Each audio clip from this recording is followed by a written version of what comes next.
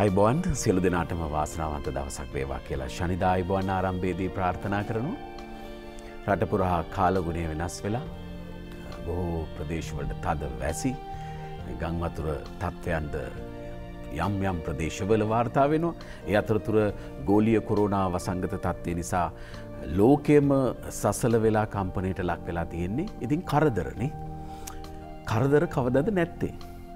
අපි හැමදාමත් ඒ කරදර පිටින් තමයි ජීවිතේ ජයගත්තේ. ජීවිතයට මුහුණ දුන්නේ. සිනහව හොයාගත්තේ. එනිසා කරදර මේ කියලා මනස කඩාවට්ටා ගන්න එකවත් කරදර නිසා කරදර තුලින් ජීවිතේ ජය ගන්නට උත්සාහ නොකර එක තැනට වෙලා ඉන්න එකවත් නෙවෙයි මනස උස් මිනිසුන් හැටියට අප කළ යුත්තේ. අද මේ ගෙවන මැයි මාසයේ මැද කාලය වෙනකොට මගේ මතකයේ දිව යනවා 2009 වසර වෙනකොට. අපි හිටපු තත්ත්වය මුහුදු කොටි බලය සම්පූර්ණයෙන් විනාශ කරලා අවසන් මොහොතේ අවසන් තප්පර කිහිපේ අවසන් ත්‍රස්තවාදයා සොයාගෙන මෙහෙයුම් කෙරුණු පැය කිහිපය තමයි මේ 2009 වසරේ ගෙවෙන මේ කාලය බවට පත් වුණේ. එදා අපි වසර 30ක් තිස්සේ තිබුණු රුධිරු කුරිරු නපුරු හදවත් සුණු විසුණු කරලා දේශයට ජයග්‍රහණය අරගෙන ආවා. එතෙන්දිත් රජය ත්‍රිවිධ හමුදාව අනෙකුත් අංශ විතරක් නෙවෙයි රටේ සියලු දෙනාගේ සහයෝගය ලැබුණා. ජනතාව හැටියට අපි එක මිටකට එක ගොඩකට වාද සංවාද පක්ෂපාත ભેද පසෙකලා එකතු වුණොතින් ඕනෑම අභියෝගයක් ජයගත හැකි බව සපත කළ සහතික කළ කාලච්ඡේදයක් තමයි අපි ඒ ගෙව්වේ. ඒ නිසා මෙදත් අපි වසංගතයක ඉන්නවා. මෙදත් අපි කිසියම් අභියෝගයක ඉන්නවා. අපි ඒ නිසා මේකට එකතු වෙලා බොහොම ප්‍රසන්නව වාද ભેද පසෙකලා එකතු වෙමු. පරිස්සමින් මේ කටයුත්තට මුහුණ දෙමු. ශනිදා අයිබෝන් ආරම්භයේදී ප්‍රාර්ථනයත් යෝජනාවත් ඒකමයි. මිනිසුනේ අපි හැම පරිස්සම් වෙමු. එකම ජාතික දජය යටතේ අපි මේකට සාර්ථකව මුහුණ දී කොරෝනා වසංගත තත්ත්වයෙන් මෙරට ජනතාව මුදවා ගනිමු. ඒ සඳහා එකතු වෙමු. ඒ වෙනුවෙන් ජීවිතයට මුහුණ දෙන මනුෂ්‍යත්වයේ අත්වල අපි කුමක්දැයි හඳුනා ගනිමු.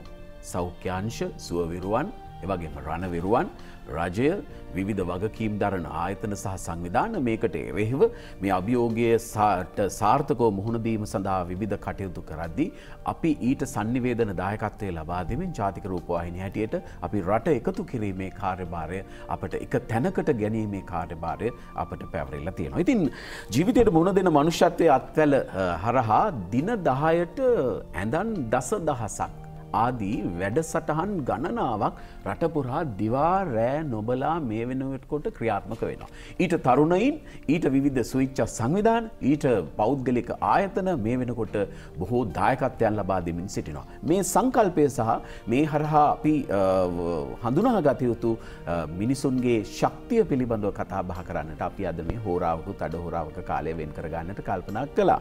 ඒ සඳහා ආරාධනා ලැබ මැදිරියේ මේ වෙනකොට අසුන්ගෙන සිටිනවා. දීවර රාජ්‍ය අමාත්‍යතුමන් කංචන විජේසේකර මැතිතුමන් ආයුබෝවන් ඔබතුමන්ට. ඒ වගේම ගුවන් සේවා රාජ්‍ය අමාත්‍යතුමන් ඒ වගේම පොදු ජන පෙරමුණේ තරුණ පෙරමුණේ සභාපතිතුමන් ඩී.වී. චානක මැතිතුමන් ආයුබෝවන්. ඒ වගේම ලංකා විදුලි බල මණ්ඩලයේ සභාපතිතුමන් පොදු ජන ඉංජිනේරු පෙරමුණේ සභාපතිතුමන් ඉංජිනේරු විජිත හේරත් මැතිතුමන්ද අපිත් එක්ක එකතු වෙලා ඉන්නවා ආයුබෝවන්. අමාත්‍යතුමනි මේ ඇඳන් දසදහස දින 10කින් මේ වෙනකොට දින කීයක් ගිහිල්ලාද? අද අපි පළමුවෙන් ස්තුතිවන්ත වෙනවා රූපවාහිනී ශනිදා කතිකාවට අද අපිට ආරාධනා කිරීම පිළිබඳව. අතන මේ වැඩපිළිවෙල අපිට බාර දුන්නේ මැයි මාසේ 6 වෙනිදා. විශේෂම ජනාධිපති කාර්යසාධක බලකායේ ප්‍රධානියා බැසිල් රාජපක්ෂ මැතිතුමා ඒ වගේම තරුණ කටයුතු අමාත්‍ය නාමල් රාජපක්ෂ මැතිතුමත් අපිට අතරම ආරාධනා කරා 6 වෙනිදා විශේෂම සෞඛ්‍යංශ සහ ආරක්ෂක අංශත් එක්ක පවතින මූලික සාකච්ඡාවක් සඳහා සහභාගී වෙන්න කියලා. ඒ සාකච්ඡාවේදී තමයි විශේෂයෙන්ම සෞඛ්‍යංශ වලින් සහ ආරක්ෂක අංශ වලින් ඉල්ලීමක් කරේ මේ වැඩි වෙන රෝගීන් සඳහා විශේෂයෙන්ම රෝග ලක්ෂණ නොපෙන්නන රෝගීන් සඳහා අපි අපේ ප්‍රතිකාර මධ්‍යස්ථාන ප්‍රමාණය වැඩි කරන්න පුළුවන් නම් ඔවුන්ව කළමනාකරණය කිරීම සඳහා යම් මැදිහත් වීමක් අපේ පාර්ශවයෙන් කරන්න කියලා. ඒ අනුව තමයි මේ වෙලාවේ අපෙන් ඉල්ලීමක් කරේ. ඒ සඳහා ඇඳම් පහසුකම් සහ අපිට ලබා දෙන්න පුළුවන් පහසුකමක් තියෙනවා නම් යුනියන් දෙන්න කියලා. ඒ අනුව තමයි අපිට විශේෂයෙන්ම ඇඳන් 10000ක් ලබා දීම සඳහා ඒ ව්‍යාපාරය බාර දුන්නේ. යනුව නාමල් රාජපක්ෂ අමාත්‍යතුමාගේ නායකත්වයෙන් එතුමා පළමුවෙන්ම බාරගත්තේ මේක තරුණ තරුණියන් ස්වච්ඡාවෙන් ඉදිරිපත් වෙලා කරන වැඩපිළිවෙලක් හැටියට. ඒකට විශාල පිරිසක් දැන් එකතු වෙලා තියෙනවා. අද අපි 9 වෙනි දවසේ ඉන්නේ.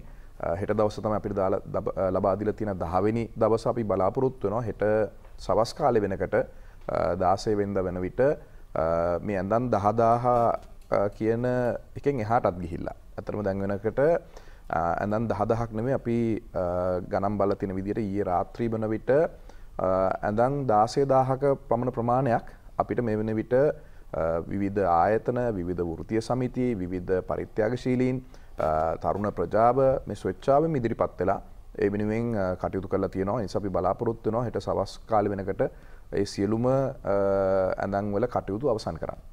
ජනගමතුමා දැන් අපි දුටුවයි මේ පහුගිය දින කීපය තුළ තරුණ හා ක්‍රීඩා අමාත්‍ය නාමල් රාජපක්ෂ මැතිතුමන් ඇතුළු මේ රජයේ වගකීම් දරන තරුණ කණ්ඩායම් ඇමතිවරු රාජ්‍ය අමාත්‍යවරු එකතු වෙලා මේ ස්ථාන වලට ගිහිල්ලා උන්ට ශක්තියක් වෙනවා. ඔබතුමන්ද ඒ අවස්ථාවන් ගණනාවකට සහභාගී වෙන්නට ඇති. ඒ අවස්ථාවේදී මේ තරුණ කණ්ඩායම් සහ ඒ ස්විච්ඡා සංවිධාන මේ පිළිබඳව හැඟීමෙන් කටයුතු කරන ආකාරය කොහොමද දැක්කේ? ඇත්තටම විශේෂයෙන්ම කියන්න ඕන අපේ රට කියන්නේ හැමදාම රටට මොන යම් ප්‍රශ්නයක් ආවත් ඔක්කොම එකතු වෙන තැන. විශේෂයෙන්ම තරුණ තරුණියන් ගත්තොත් තමන්ට සුනාමිය වෙන්න පුළුවන්, රටේ යුද්ධය වෙලා වෙන්න පුළුවන්, තමන්ට පුළුවන් උපරිමේ ලබා දෙන්න කටයුතු කරන කණ්ඩ. විශේෂයෙන්ම අද ඒ අවස්ථාවම අපි දැක්කා. විශේෂයෙන් මේ අවස්ථාවේදී කොරෝනා වසංගතයත් එක්ක මේ අලුතෙන් පටන් ගනිද්දී විශාල චෝදනා එල්ල වුණා. හැබැයි එහෙම එල්ල වෙද්දී තරුණ තරුණියන් ටික එක රොත්තකට එකතු වෙලා අපි කිව්ව නෑ අපි මේ වැඩේ කරනවා කියලා. විශේෂයෙන්ම චෝදනා කරනකොට වැඩි අමාරු දෙයක් තමයි වැඩ කරන. හැබැයි ඒ වැඩ කරන්න ඒ කණ්ඩායම එකතු වෙලා ශක්තිමත්. එක පැත්තකින් අවදානමක් තියෙනවා, කොරෝනා අවදානම තියෙනවා, මාස් එක පැලඳගෙන වැඩ කරන්න අමාරුයි. ඒ වගේම අනිත් පැත්තෙන් බැලුවම මීටරේ දුර තියාගෙන මේ හැම අභියෝගයෙම ජයගෙන අපි ඉලක්කය බලාපොරොත්තු වුණාට වැඩිය ඉක්මනට ඒ බලාපොරොත්තු ප්‍රමාණයටත් ඉස්සරහට යන්නත් හැකියාව ලැබෙනවා. ඒ වගේම අපි පෞද්ගලික අංශයේ දායකත්වයේ බැලුවොත් විශාල දායකත්වයක් තියෙනවා. උදාහරණයක් ගත්තොත් අපි පළවෙනි දවසේ ගුවන්තොටුපළා ගුවන් සමාගමෙන් අපි බාරගත්තා මෙට්ට 3000ක් ලබා දෙනවා කියලා. හැබැයි කාංචන විජේසේකර අමාත්‍යව නාමල් රාජපක්ෂ අමාත්‍යව අපිට දවස් 2කට කලින් දැනුම් දුන්නා. ඇත්තටම ඒ ටික අවශ්‍ය වෙන්නේත් නැහැ. පෞද්ගලික අංශයෙන් ඒක බාරගෙන තියෙනවා කියලා. ඒ කියන්නේ විශාල දායකත්වයක්. එක පැත්තකින් තරුණ තරුණියෝ ටික, ඒ වගේම ස්වේච්ඡා සංවිධාන, ඒ වගේම සියලුම දෙනා පෞද්ගලික අංශයේ මේ සියලුම දෙනා එක තැනකට ඇවිල්ලා තියෙනවා අපි මේ කොරෝනා සටන ජය ගන්න ඕන කියලා. අපි පළවෙනි රැල්ල ජයගත්තා, දෙවෙනි රැල්ල ජයගත්තා. ඒ වගේම අපි ලොකු විශ්වාසයක් තියෙනවා අපිට පුළුවන් මේක ජයග්‍රහණය කරන්න. මේක ලෝක අර්බුදයක්. අද ලෝකෙම මේ ප්‍රශ්නයට ඉතාමත් ලෝකේ දියුණු අංකයේ රටේ ඉඳන් දුප්පත්ම රට දක්වා මේ ප්‍රශ්නේ එක විදියට මුහුණ දෙන වෙලාවේ අපි සතුටු වෙනවද තරුණ තරුණියෝ ඔක්කොම එකතු වෙලා එක තැනකට ඇවිල්ලා තියෙනවා අපි මේ අර්බුදයෙන් ජය ගන්න ඕන කියලා. සභාපතිතුමා දැන් විවිධ දැන් පොදු ජන පෙරමුණේ වෘත්තීය සමිති හෝ වෘත්තීය සමිති මට්ටමින් ඒ වගේම ආයතන මට්ටමින් ආයතනවල විවිධ මට්ටමේ දායකත්වයන් මේ මොහොතේදී දකින්න තියෙනවා. දැන් ඇමතුමා කිව්වා වගේ ඇඳන් හැදෙනවා එක තැනක, ඊළඟට ඒවයි තීන් තාලේප කරන්න එකතු වෙනවා තව කණ්ඩායමක්, මෙට්ට දෙන්න එකතු වෙනවා තව කණ්ඩායමක්. මේ සාමූහිකත්වය තුළ තමයි අපිට ජයග්‍රහණය තියෙන්නේ. ඔබ කොහොමද නිරීක්ෂණය කළේ ඒ කණ්ඩායම් වල දායකත්වය? අතන මම විශේෂයෙන්ම ස්තුතිවන්ත වෙනවා ජාතික නාලිකාවට. ජාතික වැදගත්කමක් තියෙන ඒ වගේම යුද්ධයේ අවුරුදු 12 සංවත්සරයේ කතා කරන අපි ලොකු අභියෝගයක සංවත්සරයේ කතා කරපු වෙලාවක මේ මාතෘකාවට අපිටත් යම් දායකත්වයක් දක්වන්න පුළුවන් වෙච්ච එක හැටියට. එතනදී අපි විශේෂයෙන් සඳහන් කරන්න ඕනේ මේ ඕනම දෙයක් අපි මුණ දෙන්න ඕනේ තනියෙන් පුද්ගලයෙකුට තියෙන හයියට වඩා පිරිසක් එකතු වුණාම ලොකු හයියක් තියෙනවා. ඒකෙත් එකතු වෙන පිරිස විවිධ තලවල ඉන්නකොට තමයි ඒකේ ශක්තිය තවත් වැඩි වෙන්නේ. එතනදී අපි ඒ ශක්තිය අඳුරගත්ත කරු කාර්යසාධක බලකායේ සභාපති බැසිල් රාජපක්ෂ මහත්මයාට ස්තුතිවන්ත වෙනවා. සභාපතිතුමා තප්පර කීපයක් අපිට ඕනේ වේලාව මතක් කරගන්න. ඔව්. මම විශේෂයෙන්ම ස්තුතිවන්ත වෙන්න ඕනේ ගරු බැසිල් රාජපක්ෂ මහත්මයාට. මේක තරුණයන්ගේ ශක්තිය, ඒ වගේම වෘත්තීයදීන්ගේ ශක්තිය, ඒ වගේම රටේ මහ ජනතාවගේ ශක්තිය මේ ප්‍රශ්නෙට උත්තර දෙන්න යොදා ගන්න ඕනේ කියන එක එතුමා තීරණය කරලා අපිට ආරාධනය කරා ගරු නාමල් රාජපක්ෂ මැතිතුමාගේ නායකත්වයෙන් තියෙන තරුණ මන්ත්‍රීවරු අපි කාංචන මැතිතුමා ඒ වගේම ඩී.වී. චානක මැතිතුමා වගේ බොහොම ජවයක් තියෙන අවංකව රට වෙනුවෙන් වැඩ කරන පිරිසක් එක්ක අපිට වැඩ කරන්න හම්බවීම. ඒ තුලින් අපි දැක්ක දෙයක් තමයි අර දින 10ක් ඇතුළත ඇඳන් 10000ක් කියනකොට මුලින්ම මේක නිකන් විහිළුවකට තමයි ගත්තේ සමහර Facebook වල. හැබැයි ඔය ගන්න පුද්ගලයෝ ඔක්කොම එක පැත්තකට ගෙදර ඉඳන් Facebook එකේ කමෙන්ට් දැම්මට අපේ තියෙන ශක්තිය ගැන දන්නේ නැහැ. අපේ තියෙන ශක්තිය දැනගන්න ඕන නම් එකතු වෙන්න ඕනේ. එකතු වුණාම තමයි අපිට මේ ශක්තිය පේන්නේ. ශක්තිය අපි අවුරුදු 12කට කලින් යුද්ධේ පෙන්වුවා වගේම ඉතිහාසයේ පුරාවට පෙන්ලා තියෙනවා. ඉතින් මේ අවස්ථාව අපිට හොඳ අවස්ථාවක් මේ අපේ ශක්තිය පෙන්වන්න. ඒකේ ශක්තිය තමයි අපේ කාංචන ඇමතුමා කියවා වගේ දවස් 10ක් කියන දවස් 10කින් අඳන් 10000ක් කියන එක දවස් 9ක් වෙනකොට 16000ක් හදන්න පුළුවන් තත්යකට ඇවිල්ලා තියෙනවා. එතකොට අපිටත් මේකේ තිබ්බ දායකත්වය තමයි අපි වෘත්තීයදී කණ්ඩායමක් හැටියට ඉංජිනේරුවෝ විතරක් නෙමෙයි අපිත් එක්ක සම්බන්ධ වෙලා ඉන්නවා ලොකු වෛද්‍යවරු පිරිසක් ඒ වගේම අනික් තාක්ෂණ වේදීන් පිරිසක් එකතු වෙලා ඉන්නවා ඒ වගේම වෛද්‍ය අංශයේ අනික් නියෝජිත මහතුරු එකතු වීමත් එක්ක අපිට පුළුවන් වුණා volunteer force against covid covid පෙරදීමේ ස්වේච්ඡා බලකායක් අපි හැදුවා. ඇත්තට මේකෙත් කැඳවුම් කරේට මම ඉන්නේ. මොකද ඒකෙන් අපිට පුළුවන් වුණා මේ වෛද්‍යවරු සහ රට පුරා ඉන්න අපේ පොදු ජන ඉංජිනේරු පෙරමුණට තියෙන දිශික් සංවිධාන 21ක් අපි සම්බන්ධයි ඉංජිනේරු 5000ක් විතර ඉන්නවා. ඒකෙන් අපි පහුගිය දවස් ටිකේ මේ තරුණ මන්ත්‍රීවරු කණ්ඩායම ඒ වගේම රටේ ඉන්න තරුණ පිරිස දේශපාලඥයොත් එක්කම එකතු වෙලා මේ ප්‍රශ්නෙට ප්‍රායෝගික විසඳුමක්. ඇත්තටම මේ හැම වෙලේම අපි මෙතන ඉඳන් තීරණයක් අරන් ඇඳන් හැදුවට විතරක් හරියන්නේ නැහැ. මේක අවශ්‍යතාවය තියෙන දරට බෙදන්න ඕනේ. ඒ වගේම මේක ඇඳන් වල විතරක් ප්‍රශ්නයක් නෙවෙයි තියෙන්නේ. රෝහල් වල තියෙන අනික් අවශ්‍යතා ටික අපි අඳුර ගන්න ඕනේ බිම් මට්ටමේ. ඒ වගේම සෞඛ්‍ය අංශයේ සහයෝගය ගන්න ඕනේ. ඉතින් මේක බොහොම ලොකු කණ්ඩායමක සුසංයෝගයක් වුණා අන්තිමට. ඉතින් මේක මේ අභියෝගය අනිවාර්යයෙන්ම අපිට ජය ගන්න පුළුවන් කියන විශ්වාසෙත් තියෙනවා. ඒකට අපි විශේෂයෙන් ස්තුතිවන්ත වෙනවා මේ වෙනකොට පහුගිය දවස් 9 ඇතුළත අපි හැමදාම 8 ඉඳන් මේ කරන වැඩපිළිවෙල 11 වෙනකන් හැමදාම අපි Zoom meeting එකකින් ලංකාවේ පුරා ඉන්න අපේ මේ ස්වේච්ඡා කණ්ඩායමේ පිරිස කතා කරනවා. ඔබ විශ්වාස කරනවද 8ට පටන් ගත්තාම 11 වෙනකම් මේ පිරිස එක දිගට මේ තමුන්ගේ තියෙන ප්‍රශ්න ටික කතා කරනවා වගේ මේකට දෙන විසඳුම් ටික කතා කරනවා. අර ඇඳන් 10000ට එහා ගිය. ඇත්තටම මේකේ 5-10ක් අතර ප්‍රමාණයක් ගත්තාම ඒගොල්ලන්ට මේ සංකූලතාවය එනවා, ඔක්සිජන් දීමේ අවශ්‍යතාවය තියෙනවා. එතකොට පහුගිය සතිය වෙනකොට H2 bed H2 high dependency unit අඳන් තිබ්බේ 150ක් විතර තමයි කොවිඩ් වෙනුවෙන් ගලා. ඒක අපි 1000ක් දක්වා වැඩි කිරීමේ වැඩපිළිවෙලකට මේක සරණ කණ්ඩායමත් එක්ක අපි එකතු වුණා. ඒ අභියෝගයත් අපි ජය ගන්නවා. ඉතින් මේකේ හැම වෙලේම අපි දකින්නේ අපි ජාතියක් හැටියට බොහොම අභිමානවත් ජාතියක් අපිට හොඳ ඉතිහාසයක් තියෙනවා වගේම ප්‍රශ්නයක් ආවම අපි බොහොම එකතු වෙනවා. දැන් මේකේ රජයේ කරන් යන වැඩපිළිවෙලට ස්වේච්ඡාවෙන් විශාල පිරිසක් අති විශාල පිරිසක් එකතු වෙලා තියෙනවා. ඒකින්ද අනිවාර්යයෙන්ම ජය ගන්න පුළුවන් මේ අභියෝගය. දැන් මේ ව්‍යසන අවස්ථාවක මේ දොස් දකින්න චෝදනා කරන්න ඕන තරම් ඉඩකඩ මේ වටපිටාව තුළ නිර්මාණය වෙනවා. සමහර සැලසුම් ඊටාම පරිස්සමෙන් තමයි ගන්න වෙන්නේ. අපිට කටෙන් පිට වෙන වචනයක් වාගේ සැලසුම් ක්‍රියාත්මක කරන්නට බෑ. කාංචන මහත්මයා රජයේ හැටියට මේක ඉවසීමෙන් ගන්නා සැලසුම් වල ප්‍රසත්තභාවය තරුණ නායකයෙක් හැටියට හඳුනාගන්නේ කොහොමද? ඇත්තටම දැන් මේක මේ කවදාක්වත් අපිට තිබිච්ච අත්දැකීමක් නෙවෙයි. මෙවැනි දෙයකට මම හිතන්නේ ලෝකේ කිසිම රටක් මුහුණ දෙන්න ඕන නිවැරදි ආකාරය මොකක්ද කියන එක පිළිබඳව පූර්වාදර්ශ නැහැ. තවමත් මම කියන්නේ අපිත් 100%ක් නිවැරදිම මාර්ගෙද යන්නේ කියන එක කවුරුයි කියනවා නම් නෑ ඒකත් අභියෝග කරන්න පුළුවන්. ලෝකේ කොහෙවත් තැනක මේ කොවිඩ් වසංගතය වෙනුවෙන් 100%ක්ම නිවැරදි විදියට මුහුණ දුන්නයි කියන රටක් කොහෙවත් නැහැ.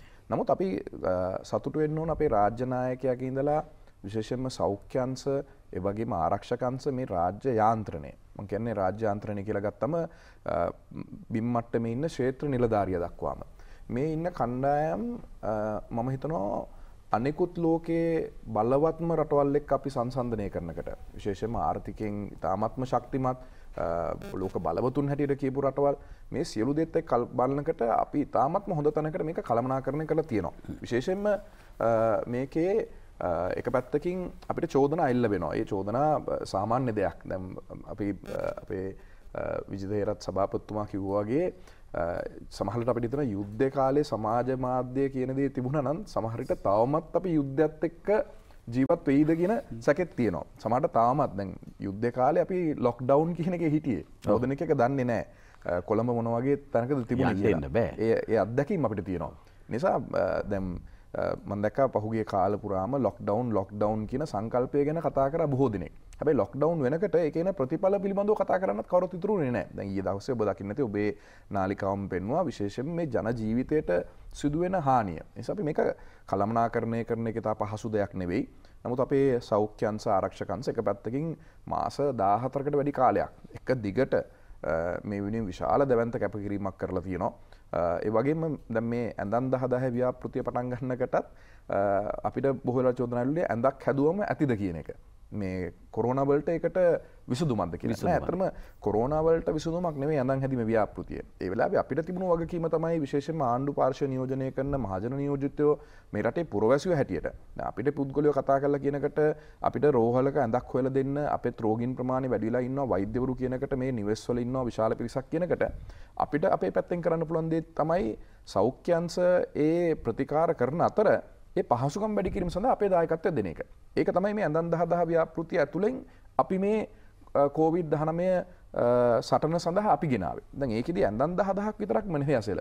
දැන් එන්ජිනියරු පෙරමුණ ගත්තම මේ හැම රෝහලකටම ගිහිල්ලා රෝහල් වල තියෙන අලුත් වැඩියා කළ යුතු දේවල්. විශේෂයෙන්ම ඔක්සිජන් වල අලුත් වැඩියා කරන්න ඕනද, ඇඳන් ටික අලුත් වැඩියා කරන්න ඕනද, තවත් එවන අවශ්‍යතාව තියෙනවද කියන හොයලා බැලුවා. දැන් මේ ඇඳන් 10,000 ව්‍යාපෘතියත් එක්ක තව දෙයක් එකතු වුණා. දැන් අද වෙන විට අලුතෙන් වාට්ටු සංකීර්ණ 13ක් තාවකාලික මධ්‍යස්ථාන හැටියට රෝහල් වලට එකතු වෙලා තියෙනවා. කොළඹ ගත්තම මුල්ලේරියාව, නවගමුව, කොස්ගම, ඒ වගේම මීරිගම, මිනුවන්ගොඩ, මාතර ගත්තම කොටවිල රෝහලට, අම්බලන්ගොඩ, කළුතර දිස්ත්‍රික්කයේ තවත් රෝහල් 3කට මෙවැනි රෝහල් වලට තාවකාලික මධ්‍යස්ථාන එකතු වෙලා තියෙනවා ඇඳන් 50 ගානේ. ඒ වගේම මේ මධ්‍යස්ථාන වලට යනකට ඇඳන් විතරක් නෙවෙයි. ඒ මධ්‍යස්ථානවල රෝගීන්ට අවශ්‍ය පහසුකම් ටික වැසිකිලි පහසුකම් වෙන්න පුළුවන්. එවන් රෝගීන්ට ප්‍රතිකාර කරන සෞඛ්‍ය අංශයට අවශ්‍ය අමතර පහසුකම් ටික. මොකද බොහෝ දෙනෙක්ට හිතෙන්න පුළුවන් මේ ආණ්ඩුව ඇයි මේ වැඩි කරන්නේ නැත්තේ, ඇඳන් වැඩි කරන්නේ නැත්තේ, පහසුකම් වැඩි කරන්නේ නැත්තේ. මොකද අපේ සෞඛ්‍ය කාර්යාංශ දිහත් අපි බලන්න ඕන. ඔවුන්ව වැඩි අපි පීඩාවට පත් කරන්න බෑ.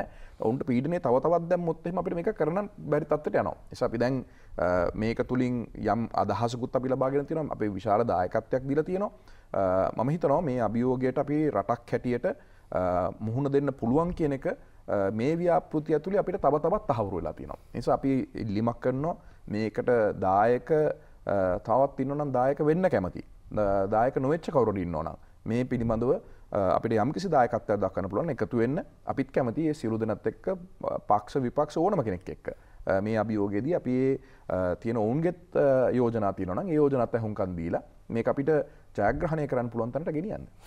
ජීවිතයට හුස්ම දෙන මනුෂ්‍යත්වයේ අත්වල දැන් මේ මාතෘකාව පාදක කරගෙනයි අපි අද මේ සාකච්ඡාව අර ඇඳන් දසදහසක දින 10ක ව්‍යාපෘති හරහා ඒ වටා මේ ජීවිතයට හුස්ම දෙන්නට පුළුවන්, කොරෝනාවට මුහුණ දෙන්නට පුළුවන් මේ ව්‍යාපෘතිය සහ මිනිසුන්ගේ ශක්තිය පිළිබඳව කතා බහ කරමින් ඉන්නේ.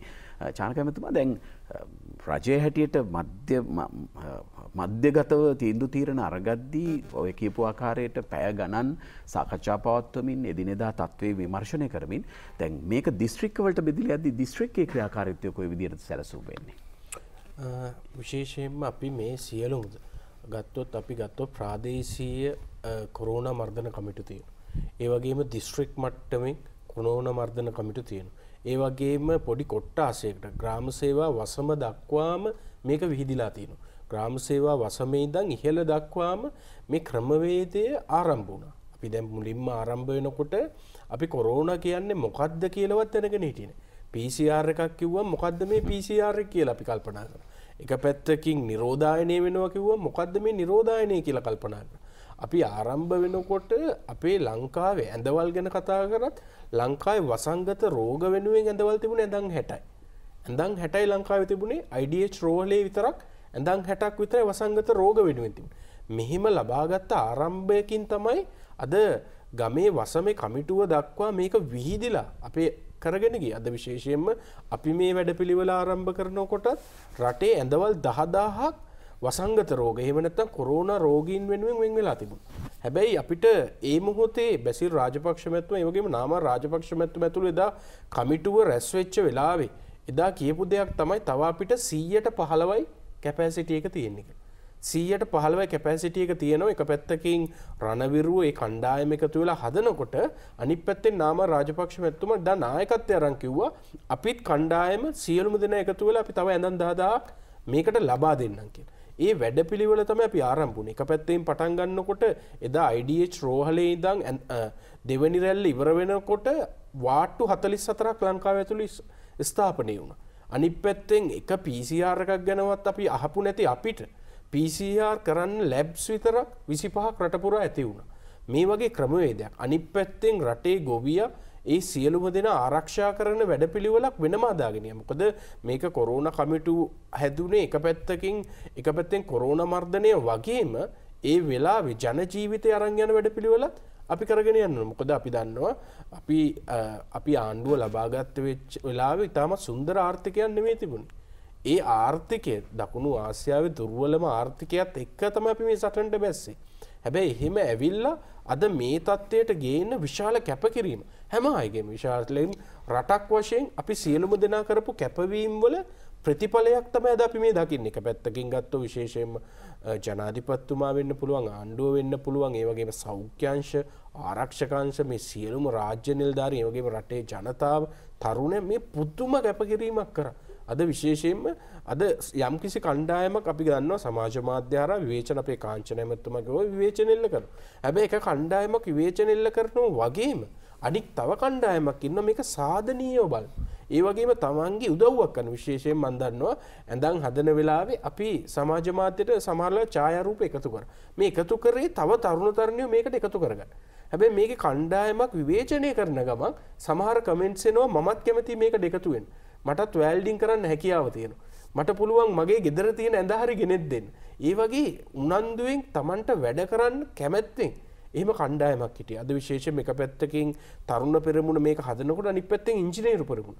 ශ්‍රී ලංකා පොදු ජන පෙරමුණ ඉංජිනේරු පෙරමුණ එකතු වෙලා ලංකාවේ අර ICU බෙඩ්ස් 150ක් තිබ්බ එක 1000 දක්වා වැඩි කරන වැඩපිළිවෙල කරගෙන යනවා. අද අනිත් පැත්තෙන් ගත්තොත් උදාහරණයක් ගන්නවා හම්බන්තොට දිස්ත්‍රික්කයේ ICU ලැබ් එකක් අලුතෙන්ම තියෙන අපේ පරණ රෝහල් පරිශ්‍රයේ අද ඉංජිනේරු පෙරමුණත් රණවිරුවන් මේ සියලුම දෙනා එකතු වෙලා හදාගෙන යනවා. අලුතෙන්ම PCR මධ්‍යස්ථානයක් හම්බන්තොටත් ස්ථාපිත වෙනවා. මේ 25ට අමතරව මේ වගේ විශාල වැඩපිළිවෙලකට අද රට ගිහිල්ලා තියෙනවා. අද අපිට එක පැත්තෙන් කොරෝනා අර්බුදයේ වගේම අනිත් පැත්තෙන් ආර්ථිකමය ජයග්‍රහණ ලබා ගැනීම අත්‍යවශ්‍ය කාරණයක් වෙනවා. මොකද අද ලෝකෙම මේ එක තැනකට ආවොත් අද ලෝකෙම අද උත්සාහ කරනවා මේ කොරෝනාත් එක්ක අපි ආර්ථිකෙත් ඉස්සරහට යන්න ඕන කියන තැන.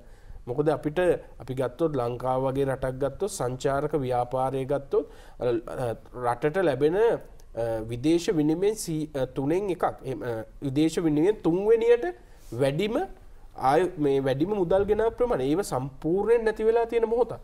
හැබැයි අපි වෙන ක්‍රියාමාර්ග හොයාගන්න වෙනවා අද ආර්ථිකයත් අරගෙන. මොකද අපි බෙහෙත් ටික ගේන්න ඕන, වැක්සින් ටික ගේන්න ඕන, ඒ අවශ්‍ය උපකරණ ටික පිටරට වලින් ගේන්න ඕන. ඒව කරන්න ඩොලර්ස් අවශ්‍ය වෙනවා. මේ සියලුම දේවල් එක තැනකට ඇවිල්ලා තමයි අද අපි මේ වැඩපිළිවෙල කරගෙන යන්නේ. මේ වෙද්දි ඉතාමත් සාර්ථකව අපි කරගෙන යනවා. හැබැයි අද රටේ ජනතාවගේ ඉතාමත් එතුමන්ලගේ සහයෝගය අවශ්‍යයි. අපි දන්නවා 95%කට වැඩි කණ්ඩායම මේක වට එකතු වෙලා තියෙනවා. හැබැයි අනිත් 100%ත් මේක එකතු වෙන්න ඕන. මොකද අපිට තනියෙන් මේක ජයග්‍රහණය කරන්න බෑ.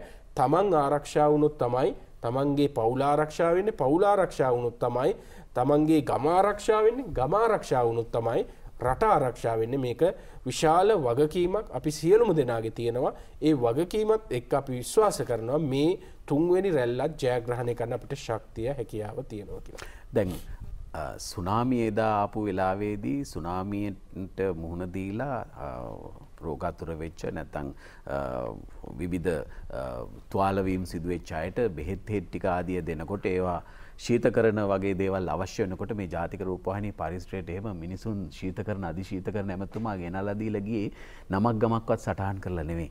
ඒ තරම් පරිත්‍යාගශීලී උණුවන හදවත් ඇති මිනිසුන් එකතු වුණා ඒ ව්‍යසනයේදී. අපිට මෙදත් මේක එකතු වෙලා ජයග්‍රහණය කරන්න පුළුවන්. අපි කෙටි විරාමයක් අරගන්නවා. ඉන්පසුවත් මේ මනුස්සකමේ සත්කාරය සහ අපේ ශක්තිය පිළිබඳව කතා කරමු.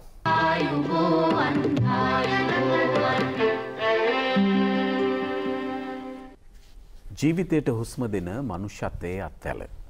දින 10කින් ඇඳන් දසදහසක් ව්‍යාපෘතිය. හැබැයි මේ ව්‍යාපෘතියේ සංඛ්‍යාව නොව එතනින් එහාට තව බොහෝ දේ සම්පාදනය විය යුතුයි. මේ ඇඳන් දහස කියන්නේ ඒකේ ආරම්භයට අවශ්‍ය අර අත්තිවාරම අඩිතාලම වාගේ. එතකොට ඇඳන් දසදහස විතරද අනිකුත් දේවල් සම්පාදනය නොවෙනවද? සමහරලාට ඔබ ප්‍රශ්න කරන කාරණයක් වෙන්නට පුළුවන්. දැන් අප දන්නවා අර දෙවනි රැල්ල පළමු රැල්ලට වඩා තුන්වෙනි රැල්ලේදී සංකුලතා හට ගැනීමේ ප්‍රතිශතය යම් වැඩිවීමක් තිබෙනවා. ඔක්සිජන් අවශ්‍යතාවය මතුවන රෝගීන් වැඩිවීමක් තිබෙනවා. එයට අප සූදානම්ද කියන කාරණාව ඔබේ ප්‍රශ්නය වන්නට පුළුවන්. සභාපතිතුමා, අපි ඒකට කල්යල් ඇති සැලසුමකද ඉන්නේ? අනිවාර්යයෙන්ම සැලසුමක හිටියේ. ඒ වගේම මේ සැලසුම ක්‍රියාත්මක වෙමින් පවතින්නේ. ඒකේ හොඳම උදාහරණය තමයි දැන් ඔක්සිජන් සම්බන්ධව ගත්තාම ලංකාවේ ඔක්සිජන් හදන කම්පැනි දෙකක් තියෙනවා. ඒකෙත් එක දේශීය සමාගමක්. ඒ දේශීය සමාගමේ අලුතෙන් හදපු ඔක්සිජන් ප්ලාන්ට් එක. ඒ කට්ටිය අගෝස්තු මාසේ තමයි ඉවර කරන්න තිබ්බේ. හැබැයි ඒ කට්ටිය ඉක්මන් කරලා අප්‍රේල් වෙනකොට ඒ ප්ලාන්ට් එක ඉවර කරලා දවසකට 35000ක ඒ කට්ටිය කැපැසිටි එක වැඩි කරා. ඒක අපි හොඳටම දැක්කා. අපි ඒක බලන්න ගියපු හින්දා ඒකත් ලොකු ශක්තියක් වුණා මේ අවස්ථාවට. ඒක කලින් සැලසුමේ පියවරක්. ඒ වගේම ගරු බැසිල් රාජපක්ෂ මහත්මයා මේ කටයුත්ත එනකොට මොකද අර මේ පාර තියෙන සංකූලතා ප්‍රමාණය සහ ලෙඩ්ඩු වැඩි වෙනවා. ඒ වගේම 5-10ත් අතර ප්‍රමාණයක් සංකූලතා එනවා. ඒ කියන්නේ අපි 10000ක් ආවොත් 50ක් 100ක් අතර ප්‍රමාණයකට ඔක්සිජන් දෙන්න තත්ත්වයටපත් වෙනවා. එතකොට බැසිල් රාජපක්ෂ මහත්මයා නියෝගයක් දුන්නා කාර්ය සාධක බලකාය හරහා. මම එනකොටත් මේ ලිට්‍රෝ සමාගමේ සභාපතිතුමාට කතා කරලා ආවේ ලිට්‍රෝ සමාගම හරහා තමයි ගෙන්නන්නේ ඔක්සිජන් ටැංකි අර ජම්බෝ සිලින්ඩර්ස් කියන ඒවා 21000ක් ඕඩර් කරලා තියෙනවා. 21000ක් සිකුරාදා එනකොට එනවා. ඒ වගේම අපි එකක් දැනගන්න ඕනේ අර අමාරු මට්ටමේ හයි ෆ්ලෝ ඔක්සිජන් දෙනකොට එක සිලින්ඩරයක් වැය වෙනවා පැය 3ක් විතර තමයි පුළුවන්. ඒ කියන්නේ එක ලෙඩෙකුට සිලින්ඩර් 8ක් විතර ප්‍රමාණයක් අවශ්‍ය වෙනවා හයි ෆ්ලෝ දෙනවා නම්. හැබැයි පොඩි ප්‍රමාණයක් දෙනවා නම් උනත් මේකේ මූලික අවස්ථාවේ වළක්ව ගන්න පුළුවන්. ඒ වගේම ලංකාව පුරා පහුගිය කාලය ඇතුළත මෙන්න මේ විදිහේ තියෙන ලික්විඩ් ඔක්සිජන් සිලින්ඩර් ටැංකි ප්‍රධාන ස්පිරිතාල ගොඩාක් ගණනාවක හයි කරලා තියෙනවා. එතකොට දැන් ඊළඟ මේක තමයි තියෙන්නේ මේ අර ඇඳම් ප්‍රමාණය ඇත්තටම කලින් තිබ්බ අවස්ථාවේ ඇති හින්දා තමයි 150කින් නැවතිලා තිබ්බේ. හැබැයි දැන් ලෙඩ්ඩු වැඩි වෙනකොට මේකේ සංකූලතාව වැඩි වෙනකොට වෛද්‍යවරුම මේ ඉල්ලීම කරා මේවා පුළුවන් තරම් මේ ඔක්සිජන් සැපයීම වැඩි කරන්න කියලා. එතකොට ඒක අර රැපිඩ් කාර්යභාරයක් හැටියට අර ඇඳම් 10000ත් එක්කම අපි පොදුජන ඉංජිනේරුවරුන් මැදිහත් වුණා ඇඳම් 1000ක් තව වැඩි කරනවා කියලා. ඒක ඇත්තටම අපිට බොහොම මම කතා කරනකොට මේ ඒක බොහොම අපිට මේ සන්තෝෂ වෙන්න. එහෙම නැත්නම් බොහොම පුණ්‍ය කර්මයක් කියලා අපේ දොස්තර මහතුරුමයි කියන්නේ. මොකද මේ කවුරු හරි ලෙඩෙක් මරුණොත් එහෙම ඔක්සිජන් නැතුව ඒක අර වතුර ගිල්ලලා මරනවා වගේ බොහොම කේදනීය මරණයක්. ඉතින් මේ දොස්තර මහතුරු මේක දැක්කා. සමහරවිට බේරගන්න පුළුවන් කෙනෙක් මේ එතකොට ඉතින් මේකට පුළුවන් තරම් ඉක්මනට මේ ඇඳන් ටිකයි ඔක්සිජන් දීමේ වැඩපිළිවෙල යනවා. ඒ යටතේ අපිට පුළුවන් වුණා පොදුජන ඉංජිනේරුවරුන් හැටියට සමහරලාට මේ ඔක්සිජන් රෙගුලේටර් එකක් සාමාන්‍යයෙන් රුපියල් 45000ක් විතර එනවා. එතකොට මේවා ගෙන්න ගන්න පිටරටින් ගෙන්න ගැනීමේ යම් ප්‍රමාණයක් යන අතරේ සමහර තිබ්බ අයින් කරලා රිපෙයාර් කරන්න.